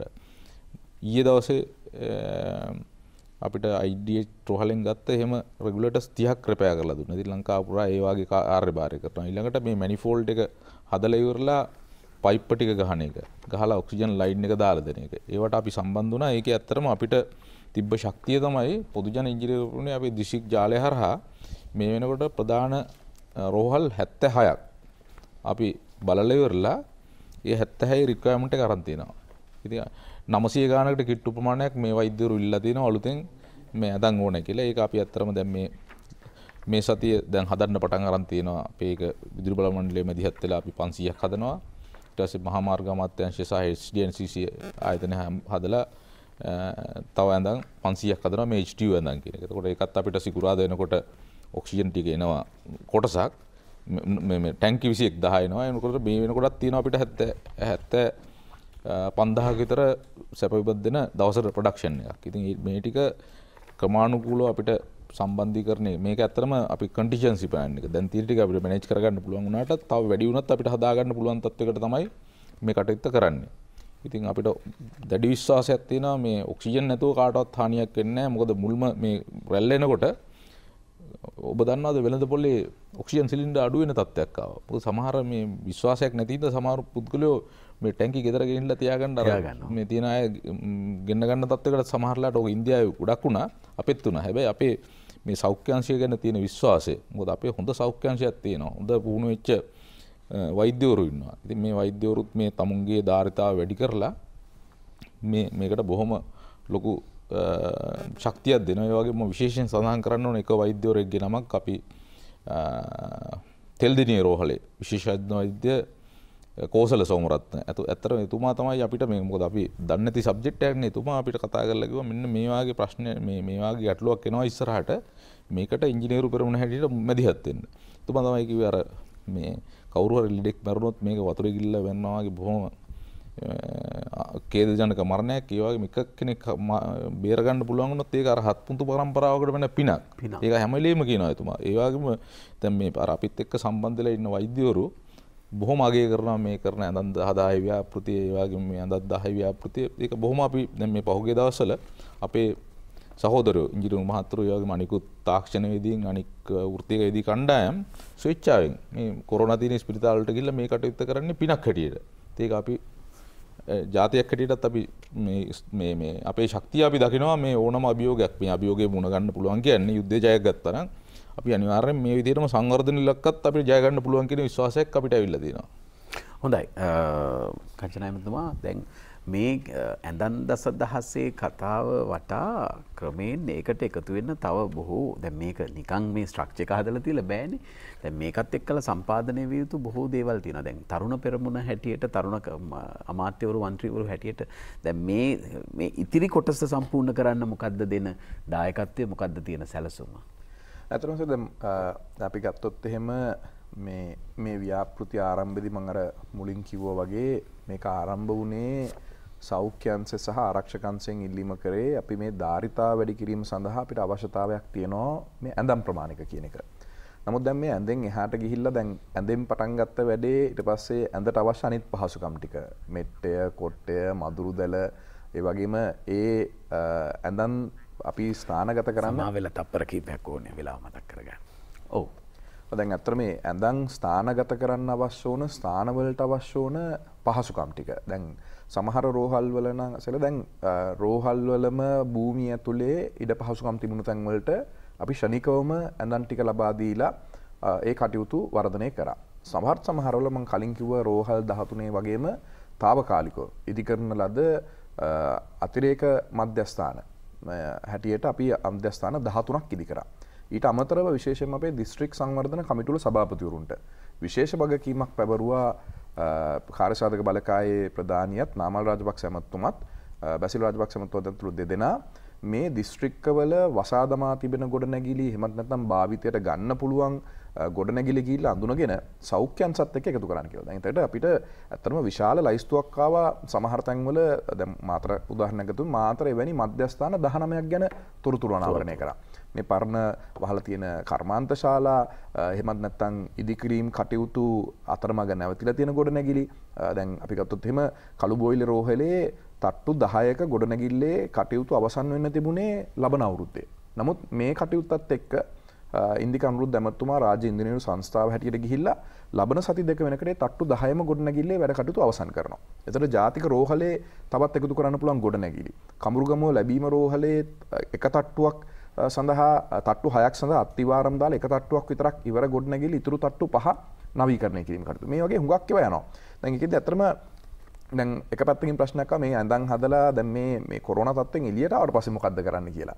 දැන් මේකත් එක්ක කොරෝනා රෝගයට අපි මුහුණ දෙනවා වගේම නාමල් රාජපක්ෂ මහත්මයා ඇත්තටම අපිට උපදෙස් දුන්නේ මේ අඳුනා ගන්න මධ්‍යස්ථාන අපි ඉදිරියේදී විශේෂයෙන්ම රටේ කර්මාන්ත විප්ලවයක් කරන්න. අපේ අලුතෙන් එන ආයෝජකයන්ට විශේෂයෙන්ම මේ පහසුකම් ඒ විදිහටම අපිට දෙන්න පුළුවන් නම් මොකද අපි දැක්කා දැන් ආයෝජන කලාපවල චානක ඇමතුමා විස්තර හැටියට කියයි කොයිතරම් දුරට මෙවැනි පහසුකම් තියනවද පහුගිය කාලේ අතහැරලා දාපු කියලා. සමහර ඒවා රජයේ ගොඩ නැගිලි, සමහර ඒවා රජයේ භූමිය ලබා දීපු ඒවා. නිසා මේවා අපිට දැන් එක පැත්තකින් කොවිඩ් රෝගයට මුහුණ දෙනවා වගේම අපි දෙවනි ආර්ථික වශයෙන් අපි ශක්තිමත් වීමනත් අපි පාවිච්චි කරන්න පුළුවන්. ඒ වගේම විශේෂයෙන් මේකේ දැන් විශාල කණ්ඩායමක් ඉන්නවා කියලා මේකට උදව් කරපු. තරම ගත්තොත් එම රාජ්‍ය ආයතන තියෙනවා අපි කවදාක්වත් හිතපු නැති ඒ රාජ්‍ය ආයතනවල වැඩපොළවල් තියෙනවා. වැඩ බිම් තියෙනවා. අපි දැනගෙන හිටියේ නෑ මේ ආයතන ඇතුලේ මෙන්න මේ වගේ දෙයක් කරන්න පුළුවන් උපකරණ තියෙනවා, මේ වගේ ශ්‍රම බලකායක් ඉන්නවා, මේ වගේ පිරිසක් ඉන්නවා. දැන් අපි සමහරන්න හිතන්නේ වරාය අධිකාරිය, මාර්ග සංවර්ධන අධිකාරිය විතරයි මෙවැනි කටයුත්තකට නායකත්වය දෙන්න පුළුවන් පිරිසක් ඉන්නේ කියලා. නමුත් ගත්තොත් එහෙම සමහර ආයතන අපි කිසිසේත්ම හිතපු නැති ආයතන මේකට දායක වෙලා තිනවා. ගත්තොත් එහෙම දැන් නාමල් රාජපක්ෂ මහත්මයා මේ වගකීම දුන්නා තරුණ සේවා සභාවට සහ යෞවන සමාජ සම්මේලනයට. ඔවුන් ඇත්තටම හැම යෞවන ප්‍රාදේශිකකම අඩුම තරමේ අඳන් 10ක හදන ව්‍යාපෘතියට දායක වෙලා තියෙනවා. එතකොට ඒකට අවශ්‍ය තීන්ත ටික නොමිලේ ආයතන කීපයක් ලබා දීලා තියෙනවා. සමහර තැන්වල වෙල්ඩින් කරන්න ඔවුන්ගේ ආයතනය ලබා දීලා තියෙනවා. එතකොට අඳන් 3000කට වැඩි පිරිසක් ප්‍රමාණයක් වෙනවා මේ යෞවන සමාජ සම්මේලනයේ හරහා ඒකාබද්ධ වෙලා. ඊට අමතරව මාර්ග සංවර්ධන අධිකාරිය ජොන්සන් ප්‍රනාන්දු මහත්මයා නායකත්වයෙන් එතනත් තව අඳන් 1000ක් නිර්මාණය වීමේ කටයුතු. HDU beds නිර්මාණය වීම. දලසලහ ප්‍රමුඛතුමාගේ ප්‍රධානත්වයෙන් විදුලි බල මණ්ඩලයේ ලෙකෝ ආයතනයේ ඇතුළු කණ්ඩායම් තවත් අඳන් 1000ක් හදලා දෙනවා. එතකොට මහින්දානන්ද මහත්මයා තව අඳන් 500ක වගකීම අරගෙන එතුමාගේ ආයතන තුලින් ඒ කටයුත්ත කරගෙන යනවා. රෝහිත අබේගුණවර්ධන මහත්මයා වරාය අධිකාරියේ මේ අතරම මේ පිරිස් ස්වච්ඡාවෙන් ඉදිරිපත් වෙච්ච විශේෂම මතක් කරන්න ඕන පොදුජන පෙරමුණේ වෘත්තීය සමිතිවල ඉන්න පිරිස් තමයි මේක කරන නායකත්වයන් තියලා මේ වැඩබිම් ඇතුලේ. ඔවුන් විශාල වශයෙන් ඔවුන්ගේ කාලයේ ශ්‍රමය කැප කරලා තියෙනවා මේ ඇඳන් ගෙනියන්න, ඇඳන් සවි කරන්න, මේ කටයුතු සියල්ල කරන්න. එතකොට ගමනාගමන මණ්ඩලය, දුම්රිය දෙපාර්තමේන්තුව, දීවර සංස්ථාව, දීවර වරාය නීතිගත සංස්ථාව, සීනෝර ආයතනය, එන්ජිනියරු මේ කර්මාන්ත ආයතනයේ රජයේ කර්මාන්ත ශාලාව, වාරිමාර්ග දෙපාර්තමේන්තුව, CECB එක, ජල සම්පාදන මණ්ඩලය, වෘත්තීය පුහුණු අධිකාරිය, නයිට ආයතනය, වෘත්තීය සමිති සම්මේලන, ඒ වගේම මේකට දායකත්වය දෙන තවත් ඉන්නවා පිරිසක් ප්‍රාදේශ සභා, සමහර ප්‍රාදේශ සභා අරගෙන තියෙනවා අපිත් අඳන් 10ක් හදන්නම්, අපිත් අඳන් 15ක් හදන්නම් කියලා. ඊට අමතරව තවත් අපේ පාර්ලිමේන්තුව නියෝජනය කරන මන්ත්‍රීවරු ගණනාවක් ඒ වගේකින් පෞද්ගලිකව අරගෙන තියෙනවා. ඒ වගේම මම දන්නවා නාමල් මහත්මයාට දිනපතා දුරකථන තුන මට ඒ පණිවිඩ එවනවා බොහෝ වෙලාවට බඩු ටික දුන්නොත් එහෙම අපි මේක වෙල්ඩින් කරලා දෙන්න. එහෙම කතා කරපු ඕන තරම් ස්ථාන තියෙනවා. ඒ වගේම මේ මෙට්ට ලබා දෙන චානක මහත්මයා වගේ අපි අතරම චානක මහත්මයාට අපි වගකීම දුන්නේ මේ ඇඳන් ටික හදනකට අපිට මෙට්ට ටික සහ පහසුකම් ටික දෙන්න කියලා. හැබැයි දවස් දෙකක් යනකොට මේකට ඉතාමත්ම කැමැත්තෙන් පෞද්ගලික පුද්ගලයන් වුන් අතරම ඉදිරිපත් වුණේ නම කියන්නත් ඕනේ නැහැ. අපි මේකට දායකත්වය දෙන්නම් කියලා. එවැනි පිරිස් ඉදිරිපත් වෙලා ඉන්නෝ විශාල වශයෙන් මේ කාර්යෙදි ඇඳ මෙට්ටය කොට්ටය දැන් ඒකෙන් එහාට ගිහිල්ලා මේ රෝහලට අවශ්‍ය අඩුම ඒ කියන්නේ රූපවාහිනී යන්ත්‍රය රෝහලේ ඒ පිරිසට අවශ්‍ය ඇඳුම් ටික තියාගන්න පුළුවන් කබඩ් එක, එතකොට රෝහල් කාර්ය මණ්ඩලයට අවශ්‍ය පුටු ටික, මේ සියලු දේ වෙනුවෙන්ම විශාල දායකත්වයක් දෙනවා. ඊළඟ අමාරුම දේ තියෙන්නේ මේක මේ අර ප්‍රවාහනය කර ගැනීම. දැන් ඒකත් බාර දුන්නේ අපි අත්‍තරම තරුණ ඇමතිවරු දෙන්නෙක්ට. රොෂාන් රණසිංහ අපේ පළාත් පාලන සහ පළාත් සභා ඇමතුමාටත් අනුරාධ ජයරත්න ඇමතුමාටත්. ඒතර ඒ දෙදෙනාට අපි දැන් දිනපතා අපිට සෞඛ්‍ය අංශය සහ පොදුජන පෙරමුණේ ප්‍රධාන කාර්යාලයෙන් දැනුවත් කරා මෙන්න මේ තැන්වල තමයි පහසුකම් වැඩි කරලා තියෙන්නේ, මේ තැන්වලට අද රැයට මේ ටික යවන්න කියලා. ඒ ඔවුන් මේ ප්‍රවාහන පහසුකම් නොමිලේ අතරම ප්‍රාදේශ සභාවලට ස්තුතිවන්ත වෙන්න ඕන. ඔවුන්ගේ තියෙන වාහන පහසුකම් ඒ වගේම පරිත්‍යාගශීලීන් ලබා දෙන වාහන වලින්ම ගිහිල්ලා ඒ කටයුත්ත කරනවා. දැන් ඊයේ රෑ වෙනකොට ඊයේ රෑ විතරක් 1400ක් මේ වගේ ස්ථාන 14කට 1400ක් ඇඳන් ප්‍රවාහනය වුණා. දැන් මේ වන විට අතරම අපි ඇඳන් හදලා ඉවරයි. සමහර තැන්වල අපි ගත්තොත් එimhe යාපනයේ දිස්ත්‍රික්කේ ඉඳලා ලංකාවේ තියෙන දැනට දිස්ත්‍රික්ක 25න් දිස්ත්‍රික්ක 21ක් අපි ආවරණය කරලා තියෙනවා. තවත් දිස්ත්‍රික්ක 4ක ඔවුන්ගේ අර පහසුකම් වැඩි කරගන්නකම් අපිට ඉල්ලලා තියෙනවා දවස් 2ක් 3ක් දෙන්න අපිට ඇඳන් ටික එවන්න කියලා. නිසා අපි මේ දිස්ත්‍රික්ක සියල්ලම ආවරණය වෙන්න මේ කටයුත්ත යනවා. මේ කටයුත්තේදී ස්වච්ඡාවෙන් විශාල පිරිසක් දායකත්වය දීලා තියෙනවා. අතට මට කිව්වා වගේ අපි අභියෝගයක් එන හැම අවස්ථාවෙම අපි රටක් හැටියට අපි එකතු වුණේ. යුද්ධෙදිත් අපි මේක දැක්කා. විශාල පිරිසක් එකතු වුණා මේක කරන්න. අතට මර යුද්ධය අවසන් කාලෙත් අවුරුදු 12කට ඉස්සලා මේ වගේම කාලයක් තිබුණේ. මම හිතනවා මීට වැඩි අපිට දායකත්වයක් දෙනවා නම් පක්ෂ විපක්ෂ සියලු දෙනා විවේචන ඉල්ල කරන්න පහසුයි. නමුත් මේ කාර්යභාරය කරන්න ගියාම තමයි අපිට පේන්නේ ඉතාමත්ම අමාරු අසීරු කාර්යභාරයක්. නමුත් මේක හොඳින් කළමනාකරණය කරගන්නවා නිසා මේ කටයුත්ත කළ යුතුයි, කළ හැකි. ඒ සඳහා දායකත්වයත් ඔබේ අනිවාර්යෙන්ම ලැබෙන බවත් විශ්වාසයි. දැන් යුද්ධය අවසන් මොහොතේදී ඒ යුද්ධ පෙරමුණු දක්වා ඒ ආසන්න නගර දක්වා අපේ ජනතාව ස්වේච්ඡාවෙන් එකතු වෙලා අපේ රණවිරුවන්ට අවශ්‍ය වතුර බෝතල් ඇතුළු ඒ දේවල් සම්පාදනය කරන්න අර මුදා ගන්නා පිරිස් වලට අවශ්‍ය සහ ආවියලි ආහාර ද්‍රව්‍ය සහ නිකුත් පහසුකම් ලබා දෙන්න කොච්චර කැපවීම කළාද කොච්චර පරිත්‍යාගයන් කළාද ඒ මිනිසුන් අපේ සමාජය තුළ ඉන්නවා ඒ මනුෂ්‍යත්වය අපේ සමාජය තුළ තියෙනවා ඒක නැවත අවදි කරවා ගන්නට අවශ්‍යම මොහොතක අපි මේ මොහොතේ ඉන්නේ චානක මැතිතුමා දැන් කංචන මැතිතුමා කියපු ආකාරයට දැන් මේ අපිට මේ දැන් ඇඳන් හදලා ඒවා ස්ථානගත කරලා ප්‍රතිකාර මධ්‍යස්ථානවල අවශ්‍ය ඉඩ පහසුකම් වැඩි කිරීමේදී අපිට තවත් මේ නොදැක්ක දෙයක් හඳුනා ගන්න ලැබෙනවා ඒක කොරෝනා වලට විතරක් නෙවෙයි අනාගතයටත් වැදගත් වේවි මේ සමහරලාට අපේ මේ සම්පත් මධ්‍යස්ථාන අතහැර දැමූ මධ්‍යස්ථාන ආයෝජන කලාපය තුලත් ඒ වගේ හඳුනා ගැනීම ටිකක් තිබුණාද විශේෂයෙන්ම අපි කියන්න ඕන අපි සෑම ආයෝජන කලාපය තුළම සමහර ආයතන අතහැරපු තැන් තිබුණ විශේෂයෙන් ගත්තොත් හම්බන්තොට ගත්තොත් අපි දැක්කා මේ විද්‍යාව අපි හඳුනාගෙන තියෙනවා අතරමැදි ඒ සෞඛ්‍ය මධ්‍යස්ථාන හදන්න පුළුවන් ෆැක්ටරි 3ක් අපි හඳුනාගෙන තියෙනවා විශාල වශයෙන් ඒ මුදල් වියදම් කරලා ඒව හදලා අතරමඟ දාලා ගිහිපුවා. ඒ වගේ 3ක් අපි හඳුනාගෙන තියෙනවා. හැබැයි මේ වෙලාවේ අපි ඒව හඳුනාගෙන තියෙන යම්කිසි අත්‍යවශ්‍යතාවයක් ආවොත් අපි ඒ වැඩි දියුණු කරනවා. විශේෂයෙන්ම අපි මේ වෙද්දි තියෙන රෝහල් ඇතුළෙම ඒ වාට්ටු පහසුකම් වැඩි කරනවා. ඊට අමතරව අපි වෙනම ගෙනහිල්ලා පහසුකම් වැඩි කරනවා. ඊට අමතරව ඇඳන් 500,000ක් වුණත් දාන්න පුළුවන් වෙනම තැන් හම්බන්තොට දිස්ත්‍රික්කය විතරක් අපි තැන් ෆැක්ටරි 5ක් අපි හඳුනාගෙන තියෙනවා. මෙවැනි දේවල් හඳුනාගෙන අපි ඒ කටයුතු කරගෙන යනවා. ඒ වගේම අපි ඉදිරියට බලාපොරොත්තුව තමයි මේවා වෙන ව්‍යාපාර කරන්න කැමැත්ත තියෙන හැකියාව තියෙන ඒ ශක්තිය තියෙන කණ්ඩායමක් අපි හඳුනා ගන්න. ඒ වගේම අපිට රජයෙන් සහයෝගය ලබා දීලා ඒ සහයෝගය ලබා දීලා ඒ කණ්ඩායමට අවශ්‍ය සහයෝගය ලබා දෙන්න තමයි බලාපොරොත්තු. මොකද අපි මේ අවස්ථාවේදීත් අපි දැකපු නැති දැන් පවා හඳුනා ගැනීම කටයුතු කරා. විශේෂයෙන්ම එවැනි තැන්වල ඒ අවශ්‍ය අමුතුවෙන්ම විශාල මුදලක් වැය කරන්න අවශ්‍යතාවයකුත් නැහැ. ඒ අවශ්‍ය ටික 150ක් විතර වියදනුත් දරලා තියෙනවා. එතකොට රජයට හැකියාව තියෙනවා ඒවා හොඳ ව්‍යාපාරිකයෙකුට කරන්න පුළුවන් කෙනෙකුට. එහෙම නැත්නම් අලුතෙන්ම පටන් ගන්න කෙනෙකුට වෙන්න පුළුවන්. ඒ අවස්ථාව ලබා දෙන්න. ඒ කටයුතු අපි දැන් සූදානම් කරලා තියෙනවා. අපි විශේෂයෙන්ම මේ තත්ත්වයේ යථා තත්ත්වයටපත් වෙද්දී අපි ඒකත් එක්ක අපි බලාපොරොත්තු වෙනවා මේ සියලුම පහසුකම් අපි දන්නවා දැනට ආයෝජන කලාප අපනය කලාප 14කට ආසන්න ප්‍රමාණයක් තියෙනවා. මේ 14 මේ තියෙන ඊට උපරිමෙන්ම අපි ආයෝජකයන්ට ලබා දෙන්න කටයුත්ත අපි සූදානම් කරගෙන යනවා. ඒ වගේම අපි දැක්ක දෙයක් තමයි මේ කාලය තුළ විශේෂයෙන්ම මේ කොරෝනා කාලය තුළ අපේ කෘෂිකර්මාන්ත විශාල නැග්මක් නැගලා තියෙනවා. විශේෂයෙන්ම ගෙවතු වගා සංකල්පය අපි ආරම්භ වුණා පළවෙනියටම මේ කාලය තුළ 185ක වර්ධනයක්. 185ක වර්ධනයක් එනවා ගෙවතු වගාවේ. මොකද අපිට දැනුණා. අපිට එක දෙයක් දැනුණා අපි හැමදේම පිට රටින් ගෙනල්ලා මේක හරියන්නේ නැහැ. අල ටික පිට රටින් එනකොට පරිප්පු ලූණු හැමදේම පිට රටින් ඉඳලා මෙවැනි වසංගතයක් ආපු වෙලාවට අපි කොහොමද කුණ දෙන්නේ? එතකොට අපිට වේල් තුන කන්න අවශ්‍ය බඩු ටිකවත් අපේ රටේ නැති තත්ත්වයක් තමයි අපිට තිබුණේ.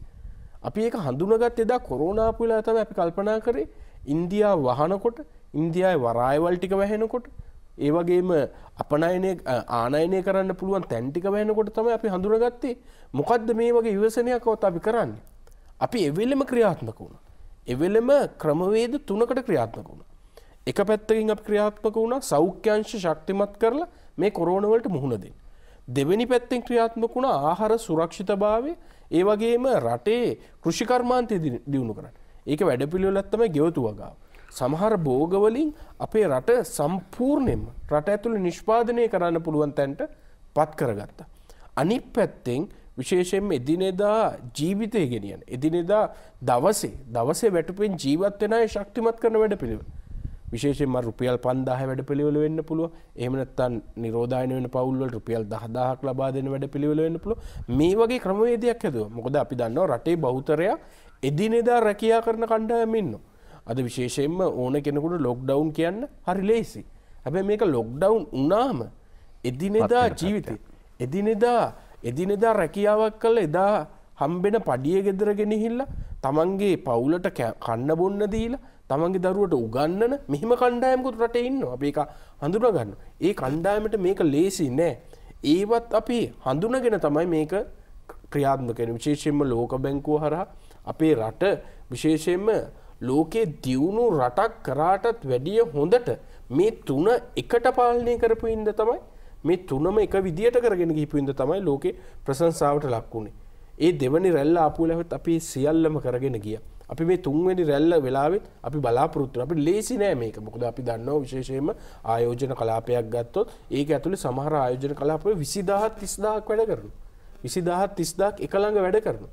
හැබැයි මේවා කරේ නැත්තම් අපේ රටේ අපනයනය නැවතුනොත් රටේ ඩොලර් ටික නවතින. රටේ ඩොලර් ටික එන එක නැවතුනොත් අපි බෙහෙත් ටික ගන්න මොනවයින්ද?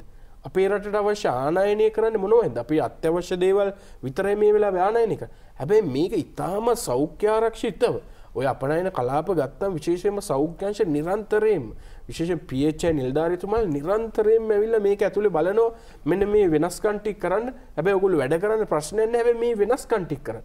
ඒ වගේ පුළුවන් තරම් උපරිමෙන්ම සෞඛ්‍ය ආරක්ෂිත කරගෙන යන ගමන්ම අනිත් පැත්තේ රට ඉස්සරහට ගෙන යෑමේ වගකීම තියෙනවා. මොකද අපි දන්නවා අනිත් පැත්තෙන් අධ්‍යාපනය ගැන බලන්න ඕන. අධ්‍යාපනය වෙනුවෙන්ම අපි වෙනම නාලිකා පටන් ගත්තා. ඒක සම්පූර්ණයෙන්ම නාලිකාව සම්පූර්ණ අධ්‍යාපනය වෙනුවෙන් පමණ. ඒ වගේම රට ඇතුලේ නාලිකා 3ක් වෙන් කර අධ්‍යාපනය සඳහා පමණ. ඒ වගේම විශ්වවිද්‍යාලයේ ළමයින්ට වෙනම පැකේජස් හඳුන්වා දුන්නා. විශේෂ රුපියල් 195ට පවා 195ට ඒ අවශ්‍ය සියලුම අධ්‍යාපන කටයුතු කරන් යන්න පුළුවන් මාර්ගයක් ඇදුවා. අපි දන්නවා ලංකාව වගේ රටක් ගත්තම සියලුම දෙනාට ෆෝන් එකක් අතේ නැහැ. සියලුම දෙනාට ලැප්ටොප් එකක් අතේ නැහැ. ඒකින්ද තමයි එක පැත්තකින් නාලිකා ටික පාවිච්චි කරලා හැමෝටම අධ්‍යාපනය ලබන්න පුළුවන් ක්‍රමවේදයක් ඇදුවා. මේ වගේ අර විශාල වෙනසකට තමයි අපිට යන්න ඕනේ. හැබැයි අපි ඉතාමත් හොඳට මම විශ්වාස කරනවා රටේ ජනතාවත් විශ්වාස කරනවා ඇති මේ අර්බුද කළමනාකරණය. වැඩිම අර්බුද කළමනාකරණය කරපු ආණ්ඩුවක් තමයි මේ තියෙන්නේ. දැන් මේ වෙලාවේ අපි ඊළඟට මුහුණ දෙන විශාලම අභියෝගය තමයි ගම් වතුර තත්ත්වය. අපි දන්නවා ගම් වතුර තත්ත්වයක් ඇති වුණාම අපේ රටේ ජනතාව එක්කෝ පාසලක ගිහිල්ලා නවතිනවා. එහෙම නැත්නම් ළඟම තිබ්බ ස්පිරිතාලයට අනුබද්ධ තැනක නවතිනවා. එහෙම නැත්නම් ගිහලා පන්සලේ නවතිනවා. හැබැයි මේ නවතින්නේ ගිහිල්ලා 5 දෙනෙක් 10 දෙනෙක් නෙමෙයි. එක තැන 100 200 300 නවතින්නේ. දැන් අපිට ඒක කරන්න බෑ. අපිට මේ ප්‍රශ්නයක් දැන් එනවා. වැසිකිලි පද්ධතියක් ගත්තොත් ඒ වැසිකිලි පද්ධතිය තමයි හැමෝම පාවිච්චි කරන්නේ. එක තැන තමයි පැදුරු ටික දාගෙන වෙනද ගම් වතුරක් ආපු. ඔව්. මෙවැනි අභියෝග රාශියක් අද අපිට දකින්න තියෙනවා. මේකින්ද විශේෂයෙන්ම අපි බලාපොරොත්තු වෙන මේ හැම දෙයකටම අපි මුහුණ දෙන්න ඕන. අපිට ආණ්ඩුවක් වශයෙන් ශක්තිය ඌමනාව හැකියාව තියෙනවා. හැබැයි අපිට ඒක ජනතාවගේ සහයෝගය මේක අත්‍යවශ්‍යම වෙලාව. මොකද මේක 195ක් මේකට සපෝට් කරත් වැඩක් නැහැ. 195ක් මේක හිටගෙන හිටියත් වැඩක් නැහැ. ඊටු 150ක් මේක ඇතුළට ගේන්නම ඕනමයි. මොකද මේක 5 දෙනෙකුට මුළු රටක් විනාශ කරන්න පුළුවන්. ඒ 105ට පුළුවන්. මොකද එක රෝගියෙකුට පුළුවන් මේක වටේම බෙදන්න. ඒකින්ද මේ අවශ්‍යතාවය මේ වෙලාවේ රටම. එතකොට අර 105 වගකීම ගන්නෙ නැත්තම් අනිත් 195න් මේක යොදන්න වෙනවා. තමන්ගේ බලය යොදන්න වෙනවා අර 5 දෙනාත් අර කණ්ඩායමත් මේක ඇතුළට ලබා ගන්න. ඒකට තමයි විශේෂයෙන්ම අපි තරුණ තරුණියන්ගේ ඉල්ලීම කරන්නේ මේ කණ්ඩායම එකතු වෙන්න දැනුවත් කරන්න. මේක පුළුවන් තරම් දැනුවත් කරන්න. මේ රෝගයේ තියෙන භයානකම දැනුවත් කරන්න. මේක සාමාන්‍ය රෝගයක් නෙවෙයි. ඒකින්ද මේකේ තියෙන භයානකත්වය දැනුවත් කරන්න. අපි අලුත් විදියට ජීවත් වෙන. දැන් මාස්ක් එක කියන එක දැන් අනිවාර්යයි. වෙන කරන්න දෙයක් නැහැ අපිට. මේක මාස්ක් එක දාන එක මීටරේ තියාගෙන ඉන්න එක පුළුවන් තරම්. මේවා අපි දැනගෙන මේ වැඩ කටයුතු කරගෙන ඉස්සරහට යනකොට අපිට පුළුවන් විශේෂයෙන්ම රජයක් වශයෙන් අපි වැක්සින් ටික ගේනවා. අපි රටක් වශයෙන් ලෝකෙ ගත්තොත් අද රටවල් 125කට වැක්සින් එකක්වත් ගේන්න බැරි වෙලා තියෙනවා. අද ලෝකේ බලවතු ටික ලෝකේ අපි කවුරු කැමති වුණත් අකමැති වුණත් ලෝකේ වැඩිම බලවත්තු ටික ගත්තම අද වැක්සින් ටික එකතු කරන්න පටන්ගෙන තියෙනවා. අද ලෝකයේ දියුණු රටවල සෑම 4 දෙනෙක්ගෙන්ම එක්කෙනෙකුට වැක්සින් දීලා තියෙනවා. හැබැයි ලෝකයේ අනිත් රටවල් ගත්තම 500කට එක්කෙනයි වැක්සින් එක ලබා දීලා තියෙන්නේ. 500කට එක්කෙනෙක් දෙන වෙලාවෙත් අපේ රටේ මිලියන 14ක් තමයි හඳුනගෙන තියෙන්නේ වැක්සින් කරන්න කියලා. හැබැයි ඒකෙනුත් මිලියන 1.5කට අවශ්‍ය පහසුකම් මේ විදිහට අපි සූදානම් වෙලා තියෙනවා. රටවල් 125කට වැක්සින් නැති වෙලාවේ 500කට එක පුද්ගලයෙක් විතරක් අපේ දියුණු වෙමින් පවතින රටවල වැක්සින් වෙන වෙලාවේ අපි රටක් විදියට අපි තාම සාර්ථකව මේ වෙද්දි හිතනවටත් වැඩි ප්‍රමාණයක් අපි මේ වැක්සින් කරණය කරගෙන යන මේවත් එක අපි බලාපොරොත්තු වෙනවා මේ රැල්ලක් පරාජය කළා අපිට රටක් වශයෙන් නැගිටින්න හැකියාව තියෙනවා කියලා. වචන එහෙට මෙහෙට හැසිරෙන දුවන පනින සංවාදයක පිටියකට වඩා අප මේ උත්සාහ කරමින් සිටින්නේ ආයුබෝවන් හරහා සැබෑවට බිම්මට්ටමේ හුස්ම දෙන්න මිනිස්සුන්ට ජීවිතය දෙන්න ක්‍රියාත්මක වන මේ අපහසු ඊටාම සංකීර්ණ වැඩපිළිවෙල පිළිබඳවයි. අපි කෙටි විරාමයක් අරගෙන මේ පිළිබඳව තවත් ඔබව දැනුවත් කරන්නට සූදානම්.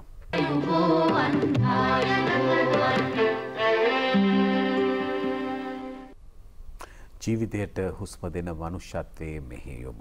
පවතින කොරෝනා තත්ත්වයට මුහුණ දීම සඳහා අවශ්‍ය පහසුකම් ජනතාවගේ තරුණයින්ගේ රටට ආදරය කරන මිනිසුන්ගේ විවිධ ස්වේච්ඡා සංවිධානවල වෘත්තිකයන්ගේ නායකත්වයෙන් අපි එක මිටකට එක තැනකට ගොනු කර ගැනීමේ අවශ්‍යතාවය සහ එම වැඩපිළිවෙලේ සාර්ථකත්වය පිළිබඳව සාකච්ඡා කරන්න.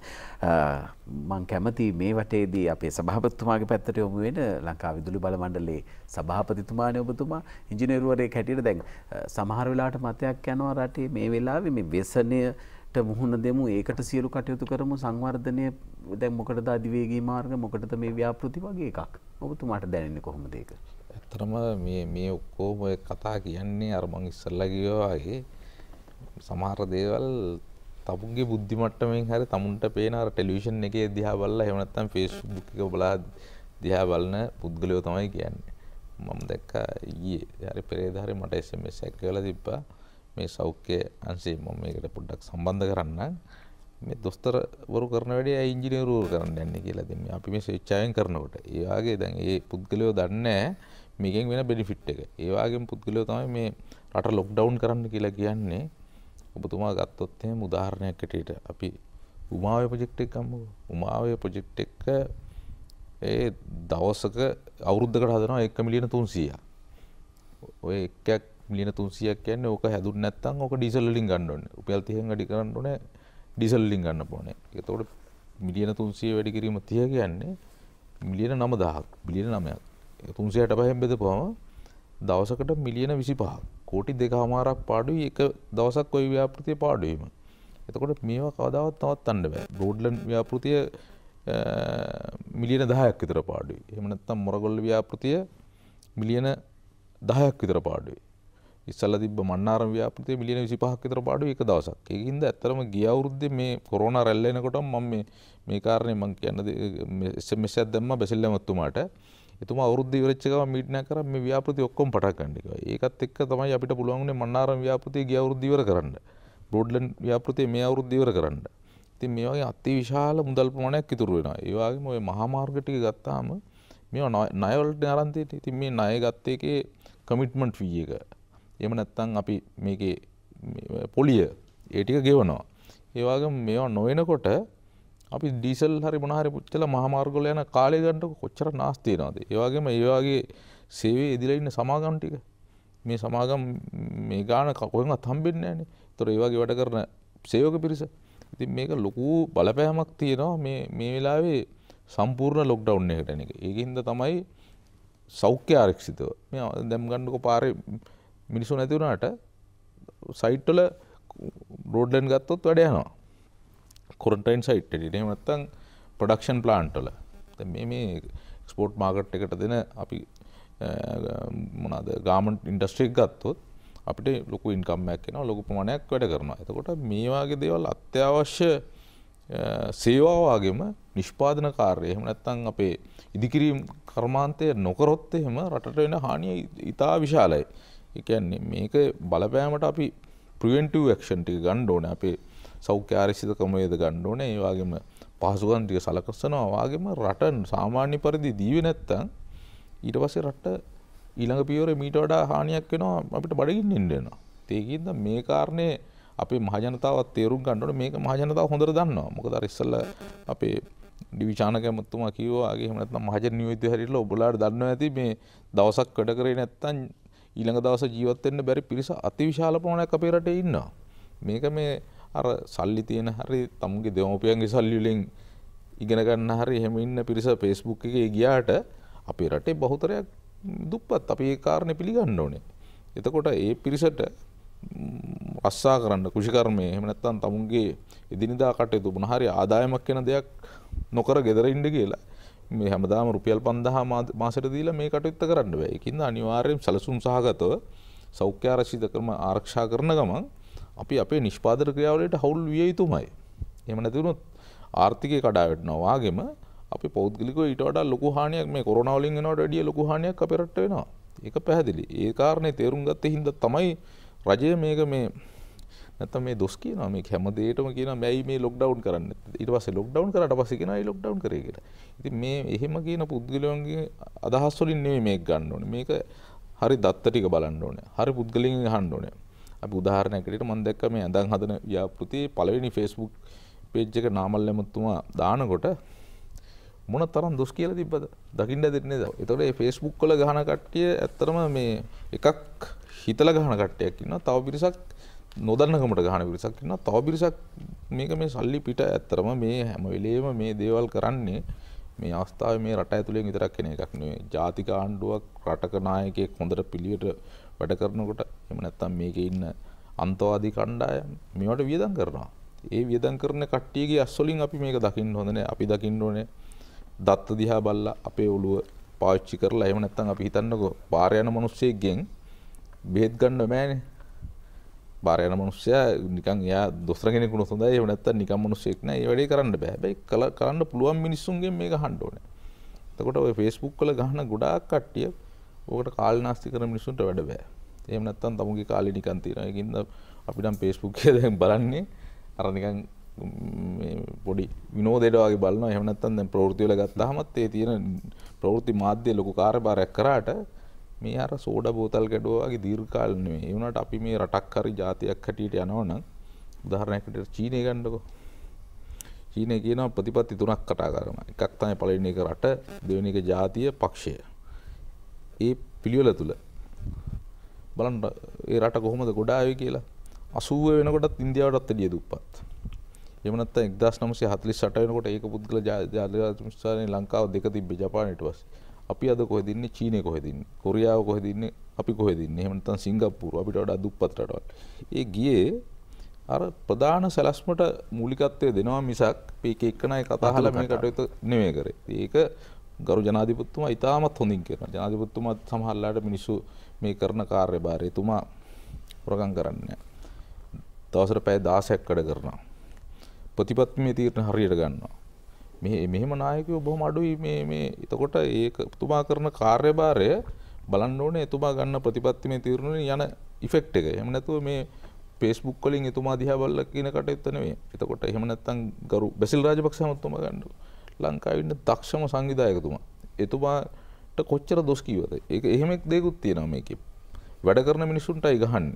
මොකද ගේ ගහපුවාම මේක දුර්වල වෙච්චාම අර බොරදියේ මාළු දුවාන පිරිසට තමයි මේකේ වාසිය තියෙන්නේ. අපි ඒක ජාතියක් හැටියට හැම වෙලේම අවබෝධ කරගන්න ඕනේ. පොදුවේ අපේ පොදු හසුරා මේකේ ඇතුලේ ඉන්න පිරිස යම් ප්‍රමාණයක් වෙනවනේ පිටින් ඉන්න පිරිසක් තියෙනවා. ඒතකොට ජාතියක් හැටියට එකතු වෙනවා නම් පොදු තීරණ වලට මොකක් හරි රජයේ තීරණයක් ගත්තොත් මොකද අපි මහජන මතයෙන් ආපු බලය තියෙන ආණ්ඩුවක් තුනෙන් දෙකේ බලයක් තියෙනවා. එතකොට මේ මහජනයෝ නියෝජිතය කරන්නේ අපි. එතකොට රජයේ ගන්න තීරණ වලට එකතු වෙලා කටයුතු නොකර වෙන වෙන කතන්දර කියන දේවල් ගැන අහන්න ගියොත් මේක අර ආයල යනවා. හොඳයි. කංචනාමතුමා දැන් අපි දන්නවා දැන් මාළු ටික විකුණන දැන් මේ අර්බුදයක් තියෙන අතරතුර මාළු ටික විකුණ ගන්න බැරි වුණත් එළවලු ටික විකුණ ගන්න බැරි වුණත් වෙනත් ප්‍රශ්නයක් වුණත් ඒකටත් දේශපාලඥයාට සහ ආණ්ඩුවට තමයි ඇඟිල්ල දික් කරන්නේ. හැබැයි මේ වෙනකොට අරගෙන තියෙන මේ අපහසු තත්ත්වය තුළ අරගෙන තියෙන අපේ මේ සමහර ක්‍රියාමාර්ගات එක්කලා අර අපි අඳුරු වලාවේ රිදී රේඛාවක් දකින්න වගේ සමහර සාධනීය තැන් හෙට දවසේ අපිට හමු වීමට නියමිතයි නේද? අවසල දැන් ඇත්තටම අතිගරු ජනාධිපතිතුමාත් අගමැතිතුමාත් මේ රට වහන්න සෞඛ්‍ය අංශ නිර්දේශ සීමා කරන්න තීන්දුව කරාට පස්සේ අපිට කැඳවල උපදෙස් දීපු දේ තමයි විශේෂයෙන් මේ ආර්ථික මධ්‍යස්ථාන විශේෂම පෑලියගොඩ වගේ මත්ස්‍ය වෙළඳාත් මධ්‍යස්ථාන මේ ආර්ථිකයට අපේ සේවා සපයන ආයතන අඛණ්ඩව පවත්වාගෙන යන්න කියලා. ඒ අනුව ඔවුන්ට පහසුකම් අවශ්‍ය නම් ඒවත් කරන්න කියලා. දැන් ඊයේ දිනේ දඹුල්ල, තඹුත්තේගම සහ විශේෂයෙන්ම පෑලියගොඩ මැණින් වෙළඳසැලේ කෘෂිකර්ම අමාත්‍යාංශයෙන් සියලුම එළවලු පළතුරු මිලදී ගැනීම සඳහා මුදල් වෙන් කරලා ඒ කටයුත්ත ආරම්භ කරා. මේ කටයුතු යනකොට සමහරලාට අඩුපාඩු තියෙන්න පුළුවන් අසෙල. නමුත් සමස්තයක් වශයෙන් ගත්තම 95%කට වැඩිය ඒ තිබිච්ච තොග විකුණ ගන්න බැරි වෙච්ච මිලදී ගැනීමේ යාන්ත්‍රණය ක්‍රියාත්මක කරා. දැන් අපිත් දීවර සංස්ථාව හරහා අපි සියලුම දීවර වරායන් වල ඊයේ දවසේ කටයුතු කරා මත්ස්‍ය තොග එකතු වෙලා තියෙනවා මිලදී ගන්න. නමුත් අපිට එහෙම මිලදී ගන්න කොහෙවත් මත්ස්‍ය තොග ඉතුරුලා තිබුණේ නැහැ. මට ඊයේ උදේ කතා කළා බේරුවල තියෙනවා කියලා. නමුත් බේරුවලට ඇව්වමත් වෙළඳුන් ඇවිල්ලා මිලදී ගත්තා. දැන් පෑලියකට මම දැක්කා ඊයේ සමහර නාලිකාවල දාලා තියෙනවා මේක විකුණ ගන්න බැරුණා කියලා. දැන් මම අද උදේ මේකෙන් පස්සේ යන්නේ පෑලියකොට්ට යම් කිසි දෙයක් ඉතුරුලා තියෙනවා නම් අපි 100%ක්ම අතිගරු ජනාධිපතිතුමාත් උපදෙස් දීලා තියෙන ඒක සම්පූර්ණයෙන්ම මිලදී ගන්න යාන්ත්‍රණය හදලා තියෙනවා. ඒක අපි අලෙවි කිරීම සඳහා අපේ ජංගම අලෙවිසල් හරහා අපේ ජංගම රථ හරහා අපි අලෙවි කරන්න බලාපොරොත්තු වෙනවා. ඒ වගේම සෙල දැන් බොහෝ දෙනෙක් කියන දේ තමයි මේ අධිවේගී මාර්ග මේ සංවර්ධන කටයුතු අඩාල කරන්න. නමුත් එකක් තමයි සමහරු මේකේ වැරදි අවබෝධයක් කරන් තියෙනවා මේ කෝවිඩ් සඳහා වෙන් කරන්න තිබිච්ච මුදල්ද මේකට අරන් තියෙන්නේ කියලා. කෝවිඩ් වෙනුවෙන් මේ කරන්න පුළුවන් මුදල් අපත යනවාද මේවා කරන. නෑ කෝවිඩ් වෙනුවෙන් විශාල මුදලක් ආණ්ඩුව වෙන් කරලා තියෙනවා. ඒක මොන විදියකින්වත් අඩු කරලා නෑ. දැන් සෞඛ්‍ය අමාත්‍යාංශය ඉල්ලන ඕනම ඉල්ලීමක් තියෙනවා නම් ඒක අපේ ප්‍රමුඛතාවය. නමුත් මේ රටේ සංවර්ධනයත් යන්න ඕන. මොකද අපි 30 අවුරුදු යුද්ධයකත් අපි ආයෝජන වලට ප්‍රමුඛත්වය දුන්නා. දැන් අපි දක්ෂිණ අධිවේගී මාර්ගයේ ඉදි වෙන්නේ යුද්ධය යන අතරතුර. අපි යුද්ධය ඉවර වෙනකන් හිටියනම් අධිවේගී මාර්ගයක් ඉදි කරන්න අපි දන්නේ මොන කාලෙද අපිට මේ සංවර්ධනය ළඟා කරගන්නේ කියලා. දැන් මේ 3 වෙනි රැල්ලක් ගැන අපි කතා කරනවා. අපි දන්නේ 4 වෙනි 5 වෙනි රැල්ලක් වෙයිද? තව අවුරුදු කීපයක් මේ වසංගත තත්ත්වයට අපිට මුහුණ දෙන්න වේද ගෝලීය වශයෙන්. ඒ නිසා අපිට ඒව පිළිබඳ අනුමාන කරන්න බෑ. ඒක අපි සෞඛ්‍ය අංශයට දීලා සෞඛ්‍ය අංශෙන් ඉල්ලන හැම ඉල්ලීමකටම ප්‍රමුඛත්වය දෙමින් තමයි ආණ්ඩුව මේ සංවර්ධන වැඩ කටයුතුත් කරගෙන යන්නේ. ඒ වගේම මට එක දෙයක් කියන්න අමතක වුණා. දැන් එන්නත් කරණය පිළිබඳවත් යම් ගැටලු පිළිබඳව කතා කරනවා. දැන් මාතර ගත්තොත් එහෙම ඊයේ දවසේ අපිට බොහෝ දෙනෙක් කතා කරලා කිව්වේ දැන් බස්නාහිර පළාත කරාට පස්සේ මහනුවර, කුරුණෑගල, රත්නපුර කියන දිස්ත්‍රික්ක තුන සෞඛ්‍යයන් සඳුනගෙන තියෙනවා මේක එන්නත් කරණය කරාම ඉතාමත්ම උචිතයි කියලා. දැන් මාතරින් මට බොහෝ දෙනෙක් කතාලා "අයි මාතර නැත්තේ? ඇයි ඔබතුමන් ලිල්ලීමක් කරන්නේ නැත්තේ?" දැන් ඇත්තටම මාතර විතරක් නෙවෙයි සමස්ත පුරවැසියන්ම මේ එන්නත් කරණය කළ යුතුයි. නමුත් අපිට එන්නත් ලැබෙන සහ ඒ එන්නත් ලැබෙනකට ප්‍රමුඛත්වය ලබා දෙන්න ඕන වසංගත රෝග අංශය, නිවාරණ අංශය. ඔවුන් තමයි අඳුනගෙන තියෙන්නේ. අවදානම් දිස්ත්‍රික්ක හැටියට තිබුණු කොළඹ, ගම්පහ, කළුතර ඉවත් වුණාට පස්සේ මහනුවර, කුරුණෑගල, රත්නපුර දිස්ත්‍රික්ක එන්න ඕන. ඊ අනුව එන්නත් ලැබෙනකට අනිත් දිස්ත්‍රික් වලට යන්න ඕන. දැන් එන්නත් අපිට ලැබෙනවා නම් දිස්ත්‍රික්ක අනෙකුත් දිස්ත්‍රික්ක 22ටම එකවර ලැබෙනවා නම් ලබන සතිය ඊළඟ සතිය වෙනකොට මම හිතන්නේ කුරුණෑගල, මහනුවර විතරක් නෙවෙයි අනෙකුත් දිස්ත්‍රික් වලට ආරම්භ වෙනවා. දැන් ඒකත් බාර දීලා තියෙනවා අපේ ශෙහාන් සේමසිංහ රාජ්‍ය ඇමතුමාටත් රුෂාන් රණසිංහ ඇමතුමාටත් ඒ අවශ්‍ය පහසුකම් ටික සපයන්න.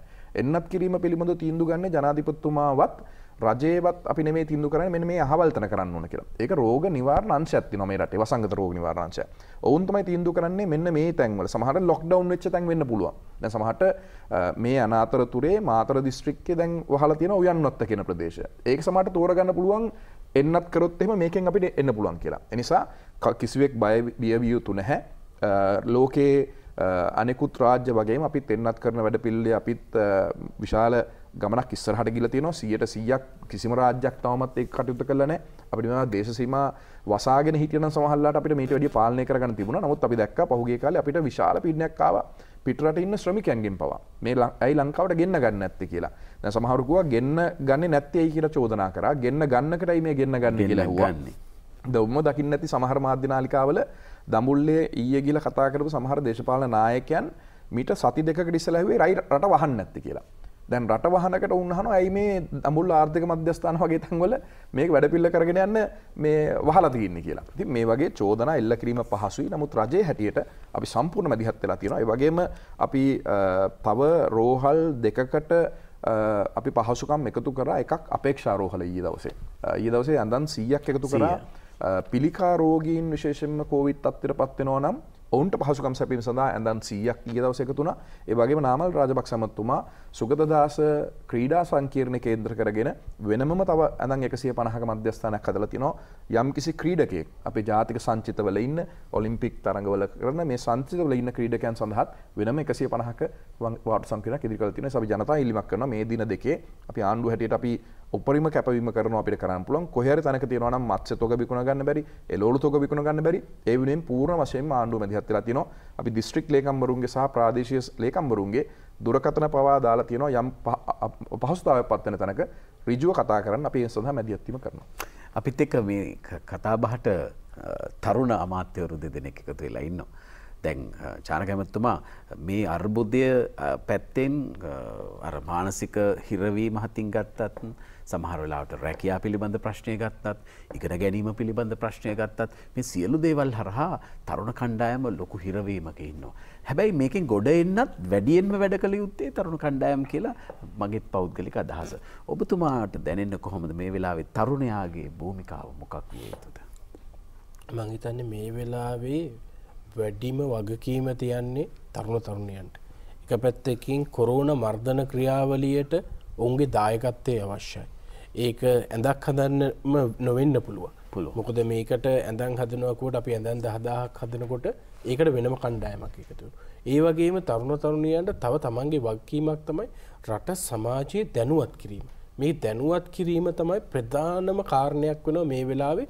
තමන්ගේ පවුලේ අය වෙන්න පුළුවන්, යාළුවෝ වෙන්න පුළුවන්, හිතවත්තු වෙන්න පුළුවන්. මේ වෙලාවේ දැනුවත් කිරීම කරොත් අපිට පුළුවන්කම තියෙන ඉස්සරහට යන්න.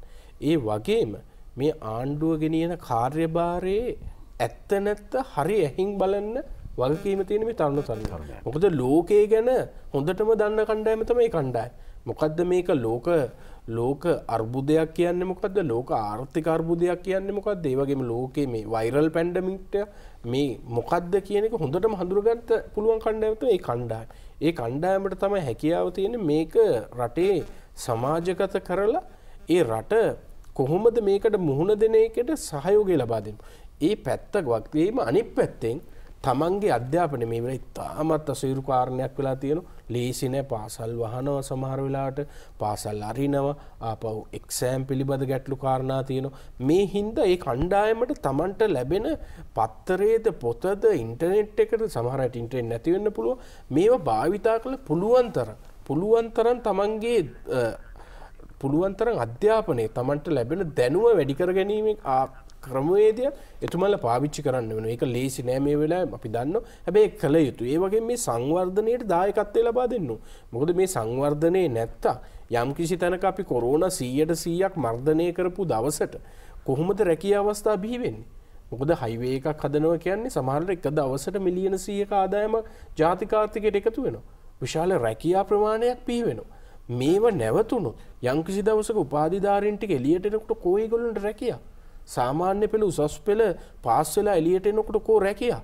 එතකොට මේ හයිවේ එකක් වගේ එකක් හදනකොට එක පුද්ගලයෙක්ගේ දවසට ඉතුරු වෙන කාලය සමහරවිට පැය 2ක් 3ක්. සාමාන්‍ය වෛද්‍යවරයෙක්ගේ පැය 2ක් 3ක් ඉතුරු වෙනවා කියන්නේ කොච්චර කාලයක්ද? සමහර විට මාතර බුදලක්. ඒ වගේම තමන්ගේ ජීවිතේ සමහරට මාතර ඉස්පිරිතාලේ වැඩ කරන වෛද්‍යවරයා හවසට ගෙදර එනවා. හවස ඔක්කොම වැඩිවර කරලා ගෙදර ඇවිල්ලා තමන්ගේ පවුලත් එක්ක ඉඳලා ආයෙ උදේට වැට්ට යන්න හැකියාව තියෙනවා. අද කාංචන ඇමතුමා ගත්තොත් එතුමට පෑලියගොඩට ගිහිල්ලා ඊට පස්සේ කුඩාවැල්ලට ගිහිල්ලා ආයෙ හවසට දෙවුන්දර ගිහිල්ලා ඒ වටේටම යන්න හැකියාව තියෙනවා. මේක එක පැත්තකින් මුදල්මය වශයෙන් ඉතුරු වෙනවා වගේම කාලයේ ඉතුරු වීම තුලින් රටේ ජාතික ආර්ථිකයට වගේම සාමාන්‍ය ජීවිතේ කටයුතු වලට විශාල කාර්යභාරයක්. ඒ හින්දා තමයි අපි එක පැත්තකින් කොරෝනා මර්ධනය කරන ගමන් අනිත් පැත්තේ රටේ ආර්ථිකය නංවාලින්න කටයුතු කරන්නේ. බේවන් ස්තුතිවන්ත වෙනවා. අපි සැබෑව දැනගත යුතුයි, වැඩපිළිවෙල මොකක්ද කියලා දැනගත යුතුයි. අපේ සහයෝගය ලබා දෙන්නට පුළුවන් වෙන්නේ එවිටයි. අද පවතින තත්ත්වය තුළ බොහෝ වෙලාවට තොරතුරු සංසරණය, අසත්‍ය තොරතුරු, ව්‍යාජ තොරතුරු, ව්‍යාජ ගිණුම් හරහා සංසරණය මේ වගේ දේවල් වෙද්දී අපි නොරැවටි සැබෑ වැඩපිළිවෙල හඳුනාගෙන අපේ ජීවිත ආරක්ෂා කරගෙන ඉස්සරහට යන්නට සැලසුම් සකස් කළ යුතුයි. අප ස්තුතිවන්ත වෙනවා දීවර රාජ අමාත්‍යතුමන්, කංචන විජේසේකර මැතිතුමන්, ඒ වගේම ගුවන් සේවා රාජ අමාත්‍යතුමන්, ඩී.වී. චානක අමාත්‍යතුමන්, ඒ වගේම ලංකා විදුලි බල මණ්ඩලයේ සභාපති, ඒ වගේම පොදු ජන ඉංජිනේරු පෙරමුණේ සභාපති විජිත හේරත් මැතිතුමන් අද අපිත් එක්ක අත්වල බැඳගෙන මේ ශනිදායබෝන් වැඩසටහන තුළ මේ පිළිබඳව දැනුවත් කරන්නට එකතු වුණා. ඉතින් එහෙමනම් අපි රටක් හැටියට එකතු වෙමු. අපි සෙබළ පුතුන්ට ඔවුන්ගේ ඒ යුද ඉදිරි ගමනට ශක්තිය එදා දුන්නා. ඔවුන්ට ආශිර්වාද කළා. අපි හැමෝම තරුණ කණ්ඩායම් හැටියට රටේ ඉදිරි ගමනේදී සෙබල දරුවන් විරුවන් වාගේ.